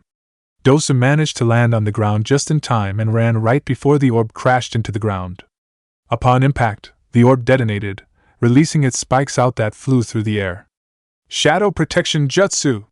Shikamaru's shadow quickly expanded, reaching Dosu and forming a large barrier around the former Odo shinobi, himself, and Susumu. The spikes connected with the shadow barrier but were unable to pierce it. As Shikamaru dropped his barrier, Metoro and Itaro were now on the ground, both making similar hand signs. Lava style, lave wave! Steel style, imprisonment! Itaro made a sweeping gesture, creating a giant lava wave that grew in size and started to rush down the streets of the village towards the Konoha shinobi. Before they could move, however, a large steel wall developed behind them, preventing them from running back. The ends of the wall curved, however, forming a dome around their bodies with only one exit, which had a wave of lava rushing towards it.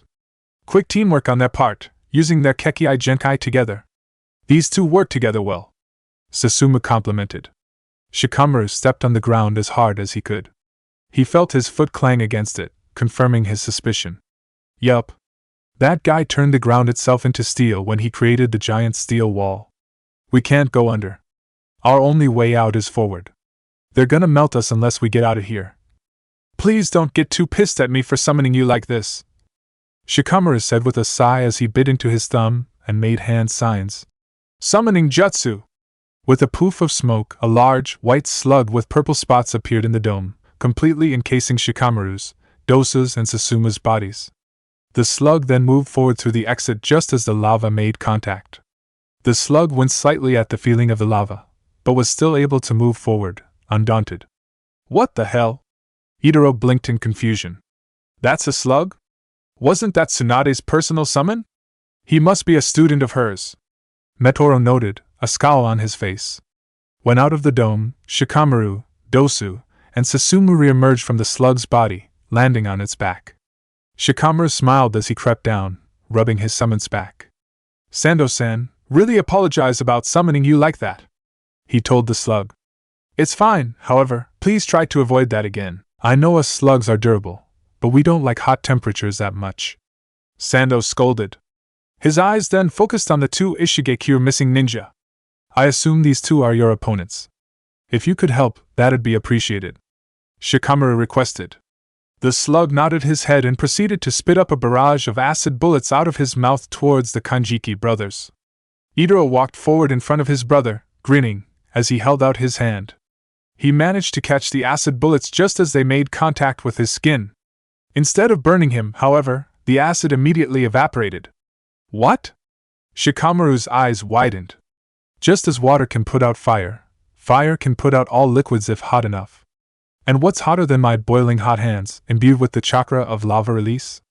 Itaro said as he clapped his hands together. Lava style, expanding flame rings. Itaro breathed out 3 massive rings of fire from his mouth that launched towards the Konoha shinobi and Sando. The slug jumped into the air, avoiding the flames. As they flew into the air, however, Dosu's eyes widened as he felt an overwhelming burning sensation. Ah! He hissed as he reached for his back. His back was completely unscathed, but he could still feel the burning sensation. What the? Susumu brought his hand into a single hand sign. Release. Immediately upon releasing the genjutsu, they noticed that one of the flame rings was actually launched at a different angle. The angle actually made contact with Dosu's back, causing it to catch on fire. Shikamaru's hands started to glow green with chakra as he placed them on Dosu's back, extinguishing his flames. He grit his teeth from the pain as he began to treat the burns. While Itaro was performing his jutsu, his brother was casting another genjutsu. Susumu noted, bringing his hand to his chin. Fascinating. I'm impressed they can cast it in a way to avoid detection like that. These two are particularly aggressive. Give them an inch and they'll keep attacking in unison until they kill you. Dosu noted, gritting his teeth from the pain. Nothing is going to change if the pace stays like this. We need to go on the offensive ourselves. That's true. The bingo book notes that they have warlike properties if they're allowed to control a battlefield. That's why I tried to jump them earlier in the cafeteria. Shikamaru shook his head. Whatever. We can take back control. Once he finished healing Dosu's burns, the Nara brought his hands together, closing his eyes for a brief moment as he began to envision the battle in his head. He stayed still for a second before he made a gesture with his hand, directing Susumu forward. The Uzumaki painter jumped off Sando and landed back on the road of the village, dipping his paintbrush into his paint, which turned brown in color. He then quickly painted circles onto the ground. Paint Fuinjutsu, circular earth tremors. The ground started to shake rapidly, akin to an earthquake. Patches of the ground started to collapse onto itself. Itaro and Metoro were shaken slightly, but proceeded to jump into the air before the ground under their feet could collapse. Is that all you could do? Itaro taunted. Pathetic. Lava style, expanding flame rings. Steel style, steel projectile. Both brothers released their jutsu simultaneously on top of each other. As Itaro's lava rings began to develop, Metoro's giant, spiky steel orb developed around the flames, causing the orb itself to change into a flaming, spiky sphere that rushed through the air towards Sando, Shikamaru, and Dosu. Susumu immediately dipped his paintbrush back into the paint, turning the color blue. Paint Fuinjutsu, Deep Ocean. The tremors ceased and the paint in Susumu's paintkin turned into a massive deluge of water. The water quickly rushed out and surrounded the flaming, metal sphere, extinguishing its flames and trapping it inside a massive ball of water. As Susumu concentrated on the orb, Metoro jumped down next to him, his left arm changing shape into a sharp, steel blade. The painter tried to move away in time, but Metoro managed to dig the blade into his stomach, causing him to shout in pain. Metoro's eyes moved to the giant ball of water that had covered his and Itaro's attack. It was still standing, despite the strike he managed to land on Susumu. You still maintained your jutsu. That's rather impressive. He then dug his bladed arm into Susumu further, causing him to cough up blood. The water orb finally started to fade, turning back into paint that rushed back into Susumu's paint can. However, the spiky, flaming sphere that had been trapped inside of it was now no longer on flames. It fell straight to the ground, extinguished, unmoving, and covered in rust. How interesting. Your jutsu managed to cancel out our attack on both elements. Fascinating. Metoro chuckled to himself. That will never happen again, though. Metoro's right arm started to change shape into another metal blade. He was about to slice at Susuma's throat, but the Uzumaki, despite the pain, lifted his left leg and kicked Metoro back, pushing him back and forcing his left arm blade out of his stomach. This caused Susuma to cough up more blood, but allowed the Uzumaki to jump back and dip his paintbrush back into his paint can, turning the paint light green. P-Paint Fuinjutsu, Healing Canvas. The paint rushed over to Susuma's stomach wound and, upon impact, transformed into pure, healing chakra. The Uzumaki's eyes winced as he slowly began to heal his wound. The hell? Before Metoro could even react to the sudden kick, Dosu jumped off Sando and flew directly over his head. He then attempted to kick Metoro in the face, but the man blocked Dosu's foot with one of his bladed arms. The steel collided with the Melody anklet. Sound clashing impact! Immediately upon, the Melody anklet released the built-up sound as an explosion, knocking Metoro into the ground. The man coughed up blood as his body was forced into the ground. Dosu then jumped on top of him, pinning him to the ground with his knee, as he punched the ground on both sides of him. Noise overload! Sound waves from both of Dosu's Melody gauntlets rushed out and crashed into Metoro's ears. The man started to scream loudly in pain as blood started to drip from his ear. Lava style, expanding flame rings. Itaro launched out a massive orb of flaming lava rings, flying directly towards Shikamaru and Sando. The Naro's eyes narrowed slightly. No, I don't buy for a second you're attacking me. Not when your brother is pinned down like that. Shikamaru shook his head as he made a singular hand sign. Release! As Shikamaru predicted, Itaro had indeed cast a genjutsu. The illusion faded and revealed that, instead of attacking Shikamaru, Itaro's attack was aimed for Dosu. Just as Dosu noticed the attack was coming for him, he lifted his hands up from the ground to start getting away, ending his jutsu. No longer in pain, Metoro quickly reversed their position, grabbing onto Dosu's body and preventing him from leaving the oncoming onslaught of fire. On cue, Shikamaru patted Sando's head as he jumped off. The slug, understanding its summoner's wish, nodded his head and proceeded to subdivide into hundreds of smaller slugs. The slugs rushed over in front of Dosu's body, forming a protective wall in front of the flames.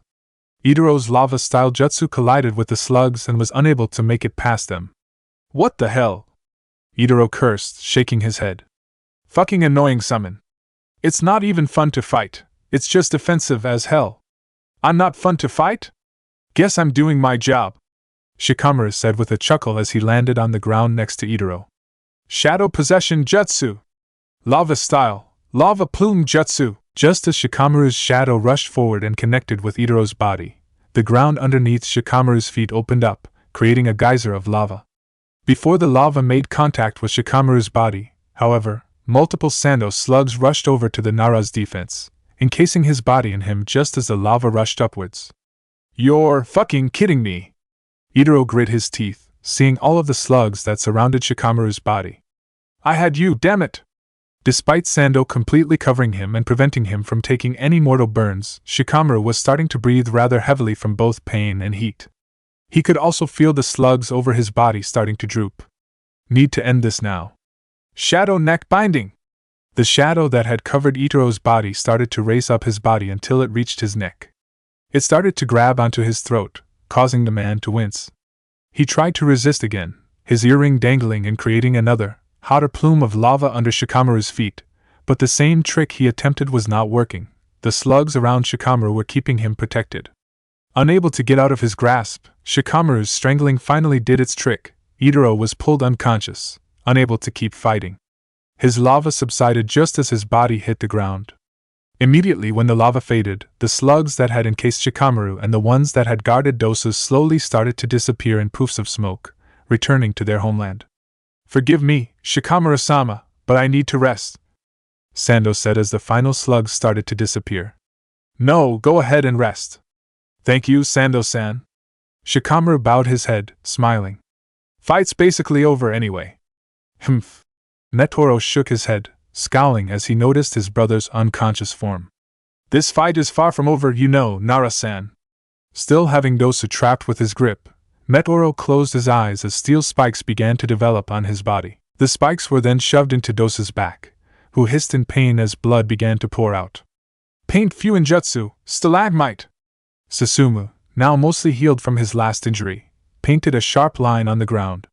Simultaneously, the ground under Mitoro's body started to open.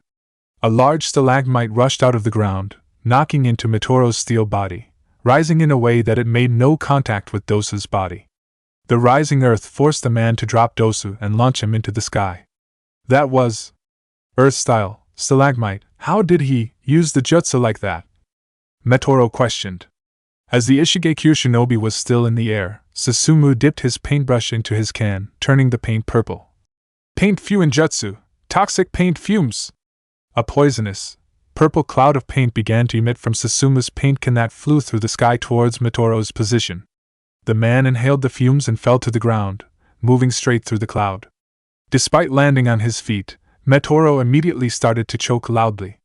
What the hell? Metoro hissed. The Ishigekyo missing ninja continued to choke as he tried to keep himself conscious. However, he was still suffering from the wounds he had already received from Dosu. It did not take long for the poisonous fumes to overwhelm and knock him to the ground, unconscious as well. It's over. Finally. Shikamaru sighed, rubbing his head. Thank God. Ugh! Dosu moaned, still bleeding and feeling pain in his back as he walked over to Mitoro's body. He gently placed his head on his heart, making sure the man was still alive. You were able to spare him, Susuma-san. I didn't use enough poison to kill him. We were trying to bring these ruffians to IWA, right? Susuma questioned. That's right. That was the mission, Shikamaru said with a sigh. Susumu, get those chakra sealing tags ready that you prepared. Dosu and I will get the rope. We're dragging these two to IWA. On cue with his words, a sound of roaring applause could be heard. The Konoha shinobi blinked in response as they looked around them. The damage that the Kanjiki brothers had caused in the battle had drawn the attention of the residents of Dokutsu village. The villagers, who had been cautiously hiding in the background, trying to stay safe from attacks, were now out in the open, cheering loudly at the defeat of Itaro and Metoro. They're defeated! We've been saved! They're finally leaving this village? Thank you, Konoha shinobi! Our village can finally return to peace. Well? Shikamaru rubbed the back of his head as more and more cheering sounded through the area. This is, a lot of attention. As the sun began to rise over Shimagakure, Yamanaka Kanji rushed over to Fu's door and knocked on it. Hey, Fune! Kanji called out. The hotel's got breakfast ready for us. Come on out! He could not hear a response from the other end. Kanji was silent for a moment before he sighed again, knocking on the door louder. Yo, I know you're awake. You and I have sleep problems, remember? He said, chuckling slightly. Come on, there's breakfast. So come on and break your fast. I'll get something a little later. Fu finally spoke up. Thanks though. Kanji stood still at her door, almost waiting for her to change her mind and get up. He stood there for another 10 minutes before he finally sighed and turned around, walking back towards the hallway. As the Yamanaka started to walk down the hall with a dejected sigh, he was met by his two teammates, standing by the stairs. Katsumi and Hanabi were both looking at him with confused expressions on their faces. What was taking you so long, Kanji? I thought we'd all agree to go get breakfast together. Katsumi asked, frowning. Sorry. Just had to see if Fune would come down as well. Kanji sighed in response. Hokage-sama, just to wait for her to come out on her own. Hanabi reminded him. I know you want her to come join us, Kanji-san, but just give her time. I know, he admitted, sighing. It's just, I don't know. I still worry about her a bit being all cooped up. He brought his hands together. I'm just worried I'm going to come back and he's just going to be gone again. She. Katsumi corrected, her frown deepening. And what do you mean gone again? Fuck. Kanji bit his lip in response. That's embarrassing. I need to remind myself Fune isn't Fu and I. Two different people. Two very different personalities. That's so stupid of me. He then shook his head, frowning. What even am I doing? I don't even know her that well. We literally just met and started getting along. You need to get your shit together, Kanji. What are you talking about? Katsumi asked. You're not making much sense. Do you know another Fu? Can we talk about this some other time? Kanji asked, walking past his teammates down the stairs. Come on, let's just go get food already. Hanabi and Katsumi shared a confused, concerned look on their faces as they turned back to their teammate's figure going down the stairs. With a sigh, the two followed behind, hurrying down the stairs as well. After breakfast was ended at the hotel, Naruto left the building and began looking around Shimagakure, looking for either Killer Bee or Yujito. He checked everywhere he could think to check, from stores to restaurants to parks, and he could not find either shinobi. The hell? Where are they? He asked himself. He knew that Jiraiya and O were apparently having another meeting in the same conference room with each other to discuss the Chunin exams, but none of the bodyguards nor the Jinchuriki were invited. Bee and Yujito could not possibly be there. So, where were they? After searching for what felt like hours, Naruto finally sighed and was about to take a break. He walked through the snow-filled streets when he started to hear cheering when he passed by one of the buildings. Naruto immediately stopped and turned his head. The building was a 3-story building made from onyx-colored stones that had red and green lights flashing from different floors. Directly in front of the building was a statue of Ikki, looking much younger and more buff than he actually was, surrounded by 3 masked Shimagakure shinobi. The building itself was marked with a sign that read Shimagakure Shinobi Academy. Okay, why can I hear so much noise coming from their Shinobi Academy like that? Naruto mumbled to himself. They got something going on. As Naruto walked closer to the academy, he noticed that whatever noise was going on was coming from outside. He quickly walked around the building towards the back of it. Standing in the back, surrounded by waves of Shimagakure Academy students, were Killer Bee and Yujito. Yujito was currently breathing fire out of her mouth while Killer Bee was holding out his palm, which was filled with lightning chakra. And this is how you use an element style. And you can learn it too, though it may take a while. Bee declared as he proceeded to shoot the lightning chakra concentrated in his hand upward, creating a massive bolt of lightning that struck a cloud and dissipated it. The crowd of students started cheering. So quick question, y'all, anyone know their affinity at all? Immediately, the academy's students silenced. All of them looked downward, some of them shook their hands. No shame in not knowing, Yujito said, smiling gently at the students. We actually have some spare chakra papers if you all would like to learn. A Shimo Academy instructor spoke up, walking forward towards them. Why are you sure it's okay to start with those? It might be a bit dangerous for them. What's wrong with knowledge? Nothing, even you must acknowledge. Killer Bee noted, frowning. Come on, kiddos, and let us know, who wants to learn cool jutsu, yo? Immediately, the academy's students all rushed forward, shouting out choruses of me. So they're helping out at the academy here? Naruto noted. They always help out when they're here. Naruto's eyes widened as he turned around.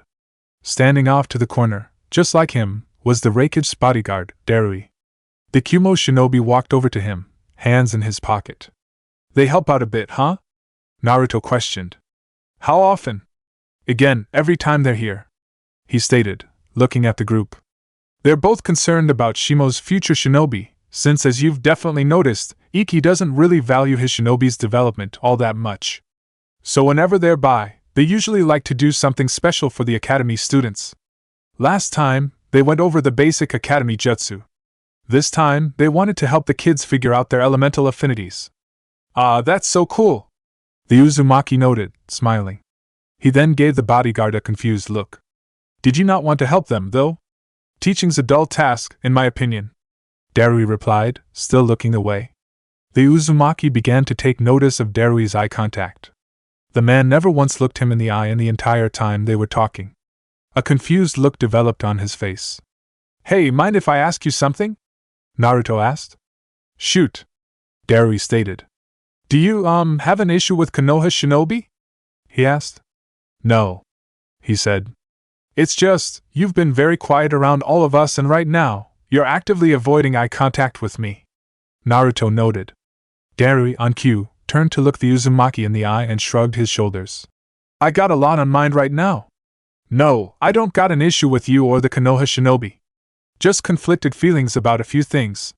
Nothing to concern yourself with. What do you mean? The Uzumaki asked. Again, no need to concern yourself with them. Just the drab thoughts of a dull man, Darui said with a shrug of his shoulders. Naruto titled his head at the man in confusion, but said nothing. The two men stood in the corner, watching B and Yujito teach the academy students. Actually, Naruto's eyes widened as a thought occurred to him.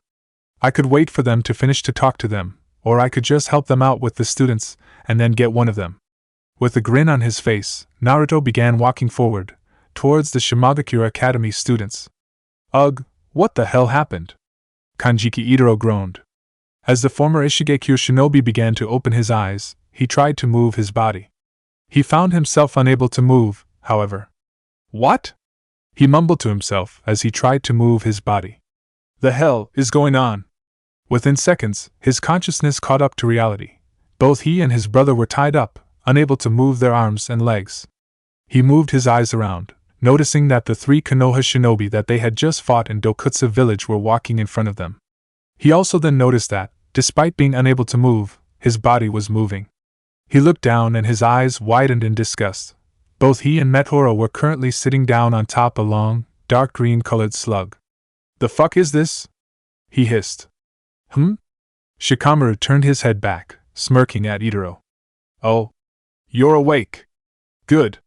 Your brother's been quietly waiting for you to get up. What the dash, Itaro, you fucking idiot? Metoro growled, releasing a wave of killing intent aimed at his brother. This is literally why I kept saying over and over again that we needed to move and change location. But no, you got comfortable and had to play overlord over some simple villagers. Now we've been captured. This is not my fault. Don't even blame me. Itaro hissed back. What would you have rather done? Go keep raiding caravans and villages and shit?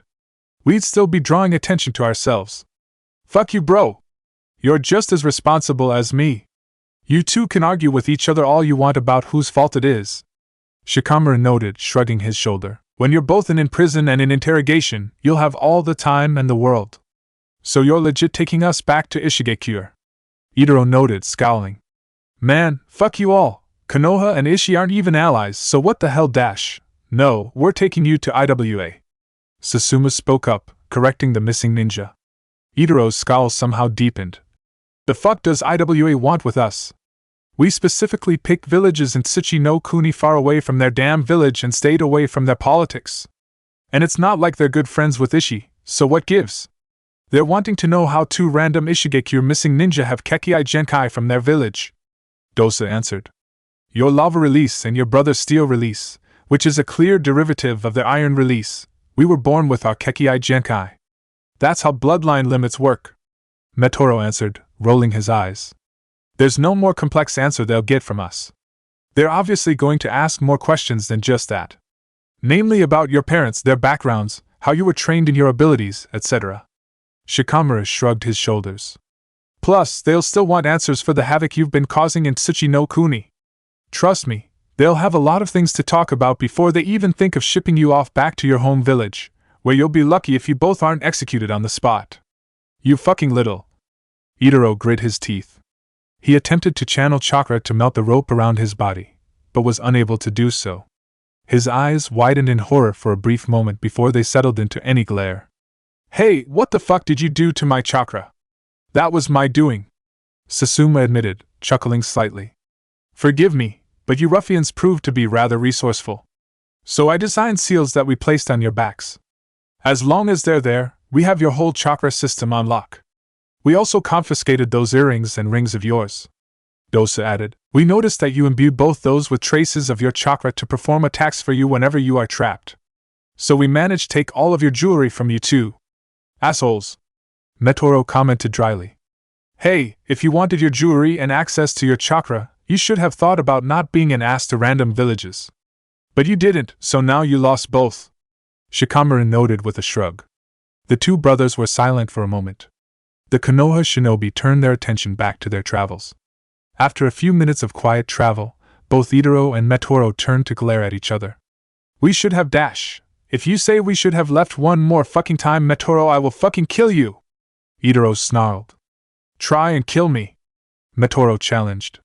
These two. Shikamaru shook his head, sighing. Whatever.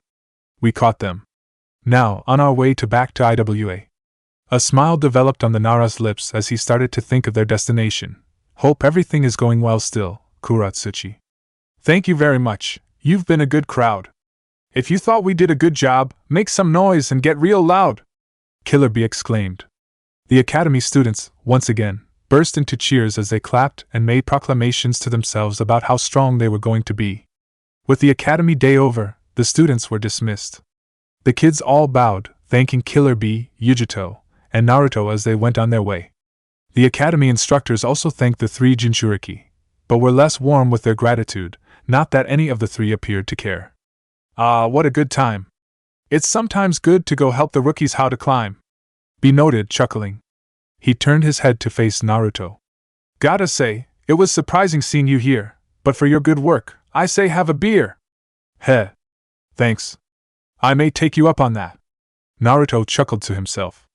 Yeah, that was nice. Naruto, admittedly, had not really interacted with groups of Academy students since he graduated. While he did interact with Konohamaru sparingly and now had picked up his own genin team, he really had not had any solid interaction with the younger generation like that before. It was unique, but uplifting. It was nice to be able to show a group some of your minor tricks and completely wow them. We make a habit of stopping by here in the Land of Frost. Gotta make sure this generation ain't lost. Bee stated. Shimo's always been a particularly weak shinobi village, but the last batch of crops seemed particularly weak. So Bee and I like to think we're doing something good for her. Yujito said, crossing her arms. It's life or death, after all. They can't be weak simply because their village doesn't give much of a shit. No, that's super important. And good on you guys for trying to do something about it. Naruto noted, frowning. Wish that Iki guy would do something about it himself. My bro has put the pressure on him to raise his standards, but the Frost Daimyo is slow with picking up the lesson and has meandered. But the progress is being started. Shimo will reach greatness uncharted. Bee declared. Well, that's good. Naruto nodded with his head. The three Jinchuriki fell into silence as they slowly walked to the front of the entrance. The blonde started to rub the back of his head sheepishly. I did decide to help just to help them out. But I did end up coming out here trying to find you guys, actually. I wanted to ask if one of you could do a favor for me. Naruto said. A favor? Yujito's eyes narrowed slightly. What do you want? Easy, Yujito, no need to get feisty. Number 9's a good kid, no need to be icy. Bee said, shaking his head. Feisty? From just asking what he wants? You're so fucking. Yujito's voice started to trail slightly as she rolled her eyes before focusing back on Naruto. What? Well? Naruto rubbed the back of his head sheepishly. I wanted to know if either of you would be able to talk to Fu for a moment. The Nanabai Jinchuriki? Yujito questioned. What about? She's, feeling embarrassed. About losing control of her Biju in our training session. Naruto admitted. And it's really started to affect her overall mood. She's avoiding other people completely. It's because she thinks she, for a moment, became the stereotype. She let herself out become feral for a moment, and in her mind, that justifies a lot of vile things she probably has heard about herself because she is a Jinchuriki. Yujito noted, crossing her arms with a neutral look on her face. Is that correct? I think so, yeah? Naruto noted. I think she needs space, yeah. But I also don't think it's doing herself any good just staying locked in a hotel room and avoiding eating. Yeah, that ain't helping. She's probably inwardly yelping. Bee said, frowning. He turned to look at Yujito. On this topic, you probably got more to say. What say you, want to stop by today? Yeah, I'll go see her. Yujito nodded her head as she started to walk off towards the Shimagakure Hotel. Just let me talk to her, though. I can probably get through to her. That was the plan, ma'am. Speak true, number 2. The Hachibi Jinchuriki declared, pointing dramatically at Yujito. The Nibi Jinchuriki sighed dramatically in response, but continued walking, as if she did not hear his words. You're a good guy, number 9, and thanks for letting us know. Now sit back and watch Miss 2 save the show. Killer Bee said with a grin. But for now, we wait. How about that beer I mentioned, or is sake more to your taste? I actually don't drink much. Naruto admitted sheepishly. Killer Bee immediately grabbed onto Naruto's shoulders and, without a word, started to drag him over to the nearest pub he could find. A loud knock sounded throughout Fu's room. The Taki shinobi did not even glance at the door, as she simply shook her head. "I'm here. Just let me be alone for a little bit longer," she called out. The knocking continued. Fu finally glanced over to the door, an annoyed look on her face. "I said I wanted to be alone for a little bit longer. Let me be," she shouted. Immediately, a clicking noise escaped from the door, as if it had been unlocked. Fu immediately jumped out of bed and reached for a kunai. "Wait, you can't do that." Fu could hear Kanji's voice on the other side of the door. "She doesn't want to be around other people right now. What she wants does not matter." Fu put the kunai down, recognizing Yujito's voice. The Kumo Jinchuriki walked into the room, ignoring Kanji's protests, and sauntered over to her. "You look like shit," Yujito noted, frowning in a disapproving manner. "Your hair is all messed up. And are those the clothes from our spar yesterday? You're still wearing them?" "Shut up. I was going to wash up and change when I came out. You know, like I said I was going to do later," Fu hissed in response. "The hell do you want, Yujito? To put it bluntly as possible, the Konoha shinobi are getting worried about you, but want to respect your boundaries. I, however, know that what you have going on is something that you need to talk to someone about and do not care about your boundaries. So, here I am," Yujito declared as she walked closer to Fu's bed. "I think this is the part where someone would say I hope you don't mind, but I frankly don't give a shit. Is that supposed to make me want you in here? 'Cause you know I need to talk to someone?" Fu rolled her eyes. "Get out, dash." Her words stopped as she noticed Yujito reach into her pocket and pull out a small bag. She reached into the bag and pulled out a carrot stick. Fu's eyes focused in on the carrots, a look of confusion on her face. "What?" she asked, blinking. "Eat one," Yujito requested, inching the carrot forward. Why?" Fu asked, blinking once again. "You need to eat something and they're good for your health," Yujito said, rolling her eyes as she inched the carrot stick forward. "Come on, eat it." Fu crossed her arms, frowning. "No, dash, did I give you an option on that?" Yujito spoke over her. "Or do you need a demonstration? A carrot is a slightly harder vegetable than most. You take the carrot stick and dash, ugh, I know how to eat a carrot, damn it." Fu rolled her eyes as she snatched the carrot stick and took a bite. "Happy, Mom?" Yujito's eye twitched once again. "I am, but would be happier if you never called me that again." "Sure thing, Mom," Fu replied, grinning at the blonde-haired kunoichi. "Cheeky little shit." Yujito grit her teeth for a moment before she calmed down. She took a seat on the bed next to Fu and held out her bag. "We'll talk more in a second. For now, let's finish eating." Fu frowned in response but did not verbally decline this time. The two Jinchuriki sat quietly on Fu's bed as they ate the carrot sticks that Yujito brought with her. A minute passed by before the two had finished off all the vegetables. "How's your stomach feel?" Yujito asked. "All that did was make me want actual food," Fu declared sharply, crossing her arms. "Then when we're done, go get actual food," Yujito said, rolling her eyes. "There's a nice izakaya here that serves outstanding shrimp tempura and some of the finest sake you'll find in Shimo no Kuni. B and I make a point to always go there when we come to the village." "Maybe."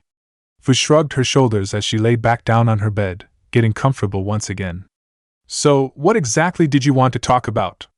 Is it about me going feral?" "You didn't go feral," Yujito said, crossing her arms sharply. "Losing control of the Biju-S chakra for a moment does not qualify going feral. I legit don't remember anything after going version 2. Fu countered, turning her head away from Yujito. "All I remember was feeling pissed off. All I wanted was to smash B's head." "Yeah, but he's Killer B. I want to smash his head right now," Yujito replied with a chuckle. "The challenge is to try and have a serious conversation with him where you don't want to smash his head in." That got a snort of laughter from Fu. A smile developed on Yujito's face in response as she started to lay down on the bed as well, getting comfortable herself. "Although I'll admit I understand what your concern is. It does not feel pleasant when something like this happens," she admitted. "But it does not define you as a Jinchuriki."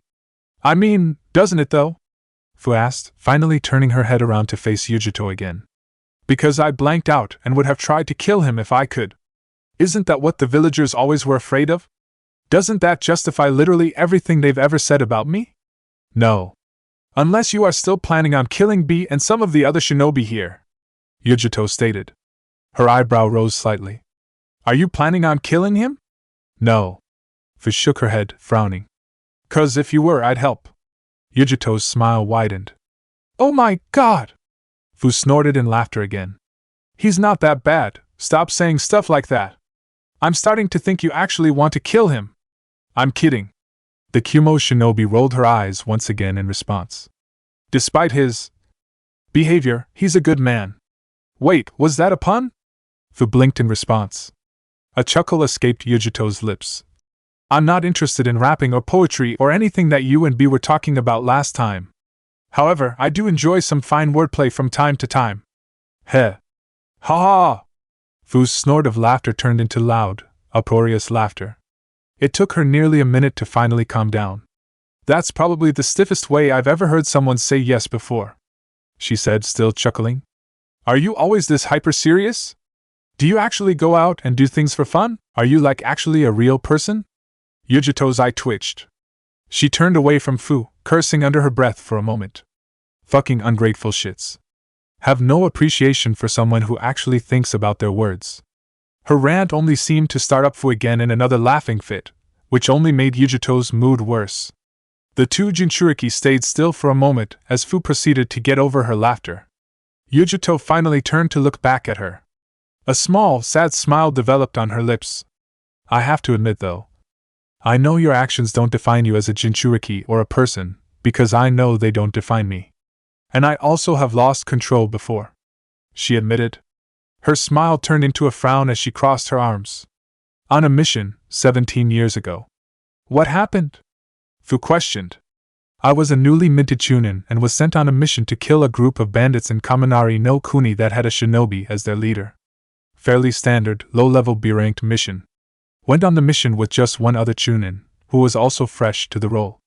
Reports were that the shinobi leader was chunin level in strength. Yujito explained, her frown deepening. Those reports were incorrect. Turns out that the man was jonin level in strength. And while me and my comrade put up a decent fight, he was overwhelming us, even when I was using the Nibi's chakra. So, in an act of desperation, I started channeling more chakra than I was used to. She took in a deep breath, sighing. That was the day I entered version 2 for the first time of my life. What happened? Fu asked again. Well, I killed the shinobi. I evened up the difference between us rather quickly with the Nibi's power. Yujito answered. Then, well, my ally made a sudden gesture. And in my state of mind at the moment, I thought that literally anyone around me was a threat, working with the bandits. So I attacked her. What? Fu's eyes widened in horror. You fought your fellow Kumo shinobi? More than fought. I injured her bad enough that she was on leave from active duty for a year, recovering from all the wounds I gave her.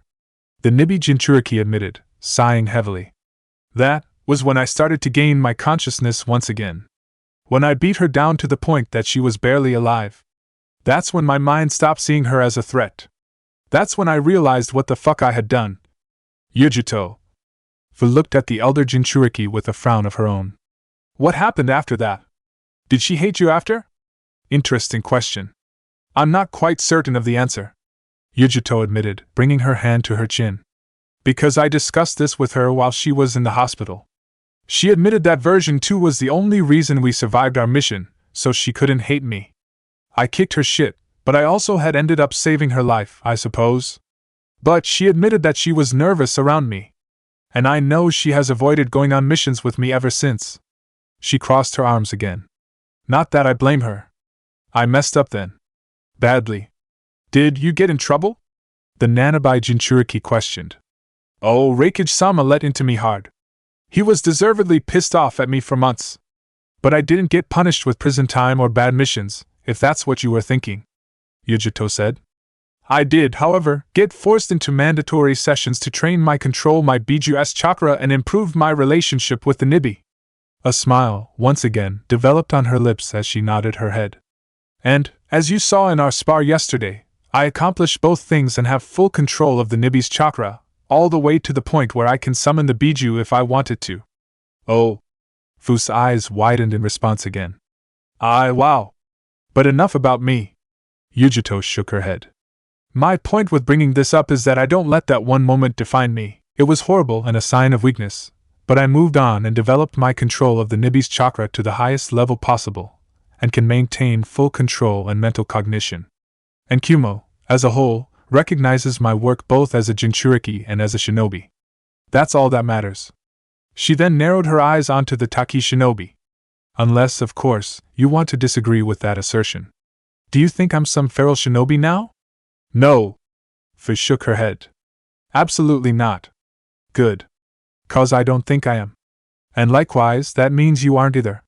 Yujito said, smiling. Seriously, Fu, losing control isn't the worst thing ever. It just means you have to work on your control from now. You're a talented kunoichi. To be honest, you already seem at a better level than I was when I was at your age. And technically speaking, since you have a biju with more tails, if you train hard enough, you're supposed to be a stronger shinobi than me. Fu mumbled, looking downwardly. I am not sure I can reach your level. Or B's. Or even Naruto's. I don't think it's possible. You're saying that 'cause you're down on yourself. Yujito interrupted. The fact that you can say myself, B, and Naruto are on a level means it's possible. You know it is too. The Nanabai Jinchuriki looked back up at her. No excuses. Stop beating yourself up and feeling sorry for yourself. Let it go and move on. It's the only way you'll actually improve the situation and grow stronger. The Kumo shinobi stated sharply. You are fine. Got it? Fu was silent for a moment as she stared quietly at her fellow Jinchuriki. Yujito continued to eye the Taki shinobi, making sure she understood her words. I got it. I get it. She finally said, a smile developing on her lips as she nodded her head. I'll get to your level and move on from this. Promise. Good. Yujito returned her smile with a rather gentle one of her own. Her eyes were still narrowed on the girl, however. With that in mind, go wash yourself and get changed. There's still some day left, so you shouldn't waste it in here. And go see some of the Konoha shinobi. They're worried about you. Yes, Mom. Fu nodded her head, getting off the bed. Stop calling me that, ugh! Yujito's eye twitched as she got off the bed herself. Whatever. And go say hi to that one blonde genin. Kanji, I believe his name was? He's been especially concerned about you. Yeah, 'cause I've been kinda an ass to him. Fu noted, shaking her head. Yeah. I need to apologize to him. And everyone. Then what are you waiting for? Go make yourself presentable and do that, Yujito ordered. Fu nodded her head. She was about to rush over to the bathroom to go take a shower, but she stopped herself. She quickly turned back around to face Yujito and pulled the blonde woman into a tight hug. Yujito immediately tensed in response. I didn't need that. Thank you, Fu told her. Think nothing of it, Yujito said as she started to relax, returning the hug. Us Jinchuriki have to stick together. So are you going to finally tell me why we're in fucking Tsuchi no Kuni? Hayden demanded. I want to stop by IWA for a moment, Kabuto said, adjusting his glasses. I have a few things I wish to acquire from there. More grave robbing? Didn't we literally just leave Kyuzugakure doing the same bullshit there? The Jashinist rolled his eyes. You and Kakuza have the dumbest hobbies. Kabuto simply chuckled in response.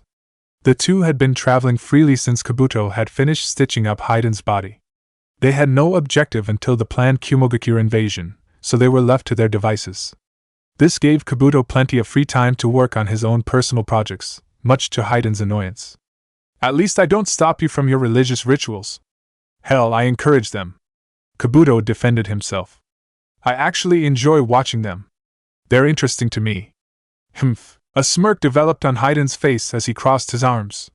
You're a heretic, yeah, but at least you seem interested in Jashin-sama's works. I appreciate that. Kabuto was about to respond, but he stopped himself as he sensed a new presence arrive in the area, a presence with a remarkably high chakra level. He tensed up, preparing for battle. Someone here? Hayden questioned, his hand reaching for his scythe as a grin developed on his lips. I'd be down to cut a bitch. That won't be necessary, Hayden. A voice sounded throughout the area. Both Hayden's and Kabuto's eyes widened as they turned around. Standing directly behind them was another man wearing the Akatsuki robes, a man with orange, spiky hair, various piercings on his face, and Rinnegan eyes. Standing right behind them was the leader of the Akatsuki, Pain. Pain? The hell are you doing here? Hayden questioned, crossing his arms. Usually if you got something you need to do, you either send your little errand bitches Konin or Zetsu. I wished to speak with Kabuto. Pain replied, his eyes focusing on the newest Akatsuki member. Would you care if I had a moment with him? Kabuto's eyebrow rose in suspicion. First Toby wants to talk to him, now you? And you literally came all the way out here to talk to him? Hayden pocketed his hands as he started to walk off. Fine. Whatever. I'll be back. There's a village nearby and I'll find someone there to sacrifice to Jashin-sama. With those words, Hayden stormed off. Kabuto frowned as he watched his partner walk away before he turned his attention to the leader of the Akatsuki. Well, I must say, it is a surprise to hear you came out all of this way to talk to me, he said, chuckling lightly. I'm not still under suspicion, am I? I assume Toby probably spoke with you about what he and I talked about. He did. We do not suspect you of leaking information. Toby is currently investigating another member for me. Pain dismissed. I simply wish to get to know you. I heard your case and felt you would make a valuable member to Akatsuki, but you are the first member I did not personally vet prior to accepting you in the organization. So I simply wanted to learn more about you. Ah. I understand. Kabuto nodded his head in understanding. He took off his glasses for a moment, and pulled out a piece of cloth to clean them. Well, what would you like to know about me? You and Sasori both mentioned that you were interested in my end goals, my desire to create peace for the world. Pain noted.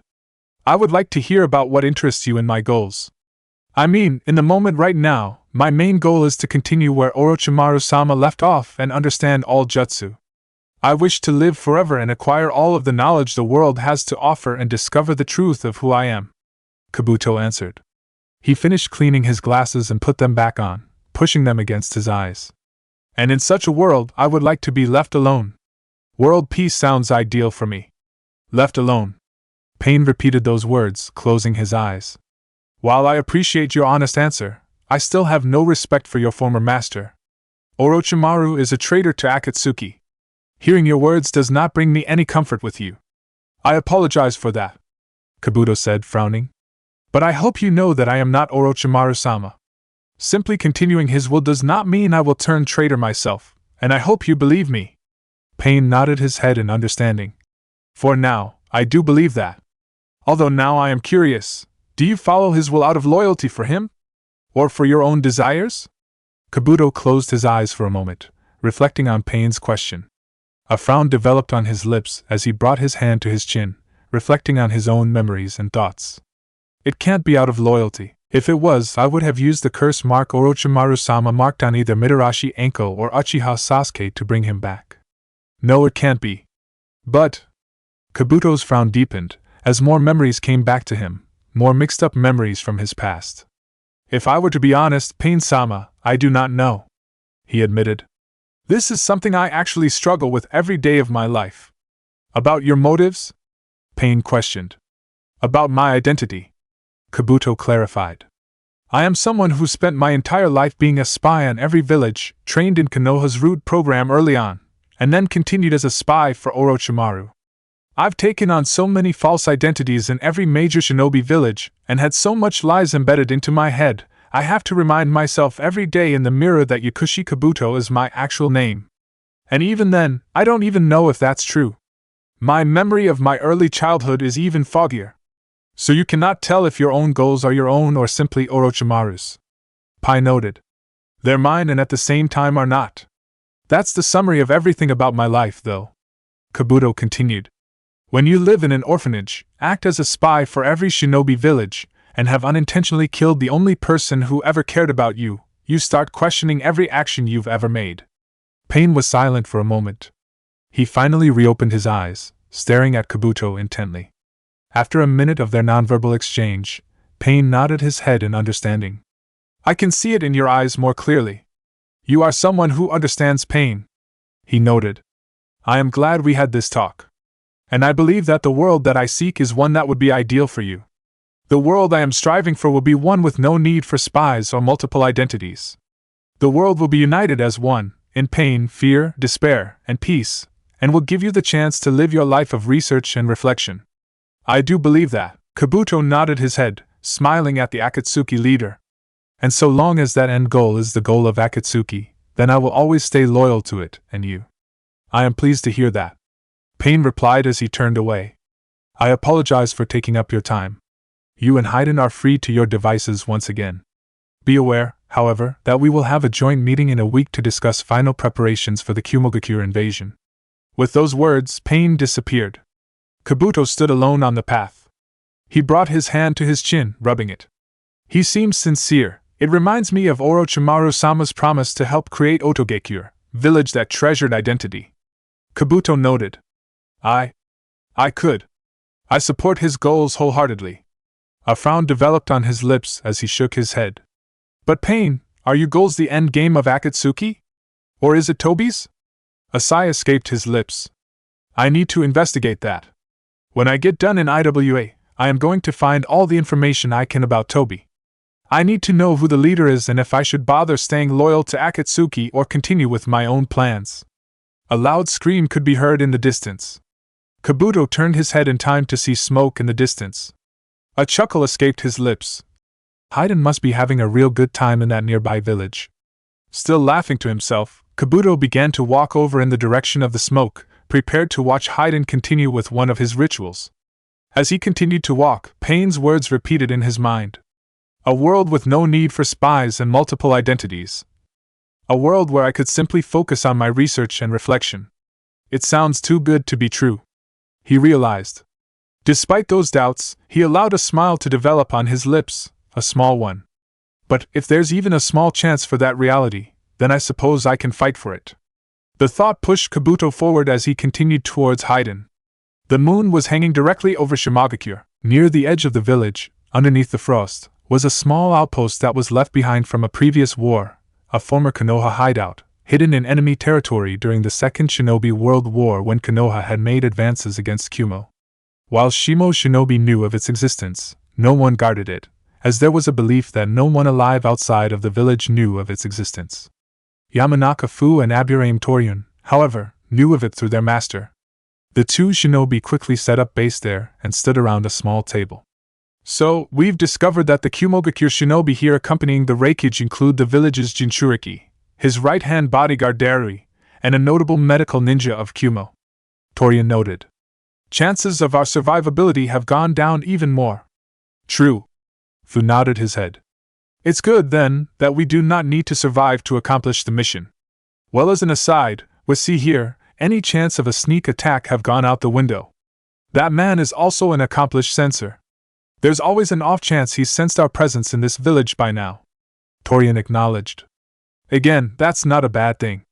If the Reikage believes that Konoha sent more shinobi to the village than the Hokage will admit to, he may suspect something. Fu said. But you're right. If we even want to make an admirable attempt, we need to cut off separate him and kill him. At the very least, that will start the Reikage's paranoia. It might get him to leave early.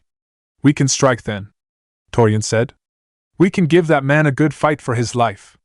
And while it matters not if we die, it would be excellent for Konoha if we accomplished killing off the most anti-Konoha leader in the current political world just before this Akatsuki organization attacks their village.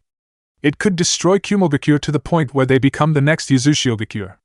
That would be poetic irony, Fu admitted, chuckling to himself. The two root agents were quiet for a moment, having wrapped up their plans.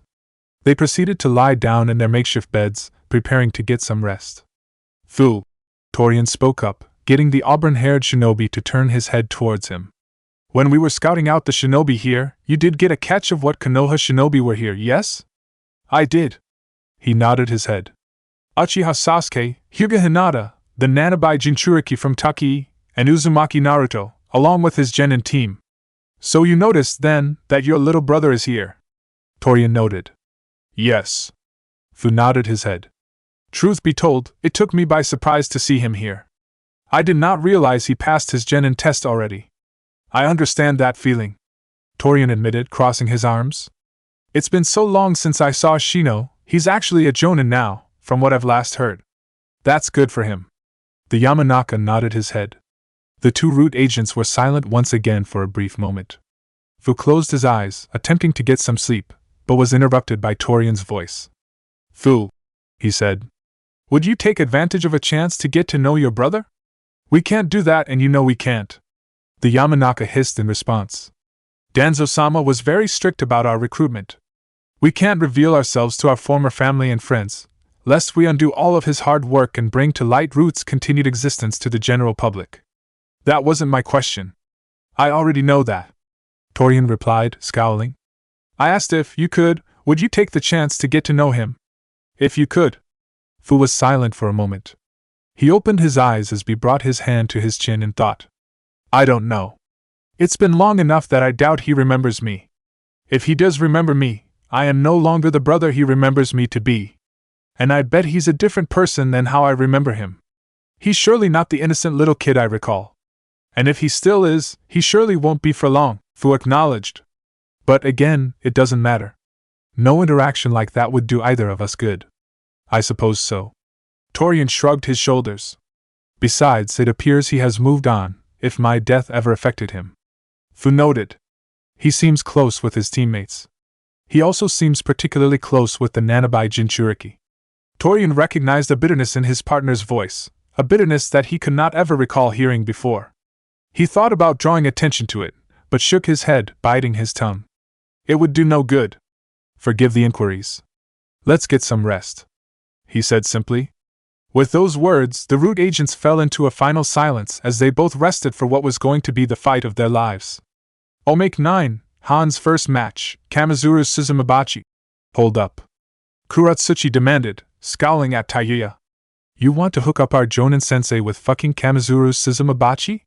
Taiyuya had explained her personal mission to Kuratsuchi, Risho, and Roto, who all immediately agreed with her and wanted to brainstorm potential matches for the man. Taiyuya's first suggestion, however, immediately caused ire. Just hear me out. I actually have an idea behind this that's super useful and political, the Uzumaki said, holding up her hands defensively.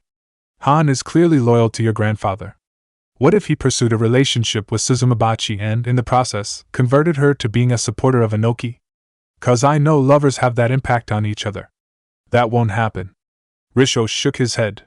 Suzumabachi is actively against Sandaime-sama. There's not a chance she could be converted away. Come on, you know it's possible. Taiyuya insisted. I mean, didn't the most of your village hate Konoha for the longest time? Now only about half of the people hate the village. I think it'd be possible. Even if it were possible, the idea of Han-sensei with her just seems disgusting. Roto admitted, frowning. She's not a nice lady, she's way too rude. And way too into herself. Again, not a chance. Kuratsuchi crossed her arms. I could never forgive him if he willingly entered a relationship with her. I mean, it works. She's in the right age range, isn't she? Taiyuya questioned. She's like, what, late 20s? Han's 30. And I mean, I know I'm not into girls or anything, but she's pretty hot. If you have to say I'm not into girls, I don't take your opinion about her attractiveness seriously. Roto noted, scowling. Besides, her personality is still a deal breaker. Han-sensei's biggest issue with people is when they think too highly of themselves. I mean, look at how he handled Risho back when he had to stick up his ass. Risho's response was to raise his middle finger. Roto's right. Han really does not like people who are super into themselves or their name, or their powers. And Suzumabachi cannot go a single conversation without mentioning she's a Kamizuru. Kuratsuchi said. Look, I get the idea about the political thing now to some degree, but even if that was possible, it wouldn't work. What wouldn't work? The four shinobi turned their heads in time to see Han entering his home. The armor-wearing shinobi took off his hat as he entered his own home, bowing to his students and Taiyuya. We were discussing dash. Taiyuya started to speak, but was quickly cut off. Han-sensei, would you go on a date with Kamizuru Suzumabachi? Roto asked bluntly. Han was silent for a moment. He stared at his student with an unamused glare before he brought his palm to his face. Is that a joke? He asked. That must have been a joke. Surely you cannot have genuinely asked me something that stupid. He's just asking you something, Taiyuya was thinking. Kuratsuchi elaborated. Han turned his head to the Uzumaki. Despite the mask that wore over his face, she could that he had a deep scowl underneath it. If this is the direction your attempts to find me a girlfriend are going to go, please, don't make suggestions ever again, he requested. He proceeded to walk through the living room, heading to his bedroom. He quickly closed the door behind, not saying another word to the others as he left. Jackasses? Tayuya crossed her arms. You didn't even explain the political motive behind it. Plus, it would have been done better than that. I would have gotten them closer to each other through dash. Look. Just leave it. It was a bad idea. It was always going to fail, no matter how you justified it. Kuratsuchi said, frowning. Just move on to someone else. And for the love of God, please don't pick someone like her again. Roto requested. It was Tayuya's turn to flick off Roto. They can fuck off with that. It would have worked. But now that Han already knows about it, and has soured to it, any interaction between the two will fail. Ugh. Back to the drawing board. She mentally noted. I'll think of someone interesting next for him, maybe a foreign shinobi,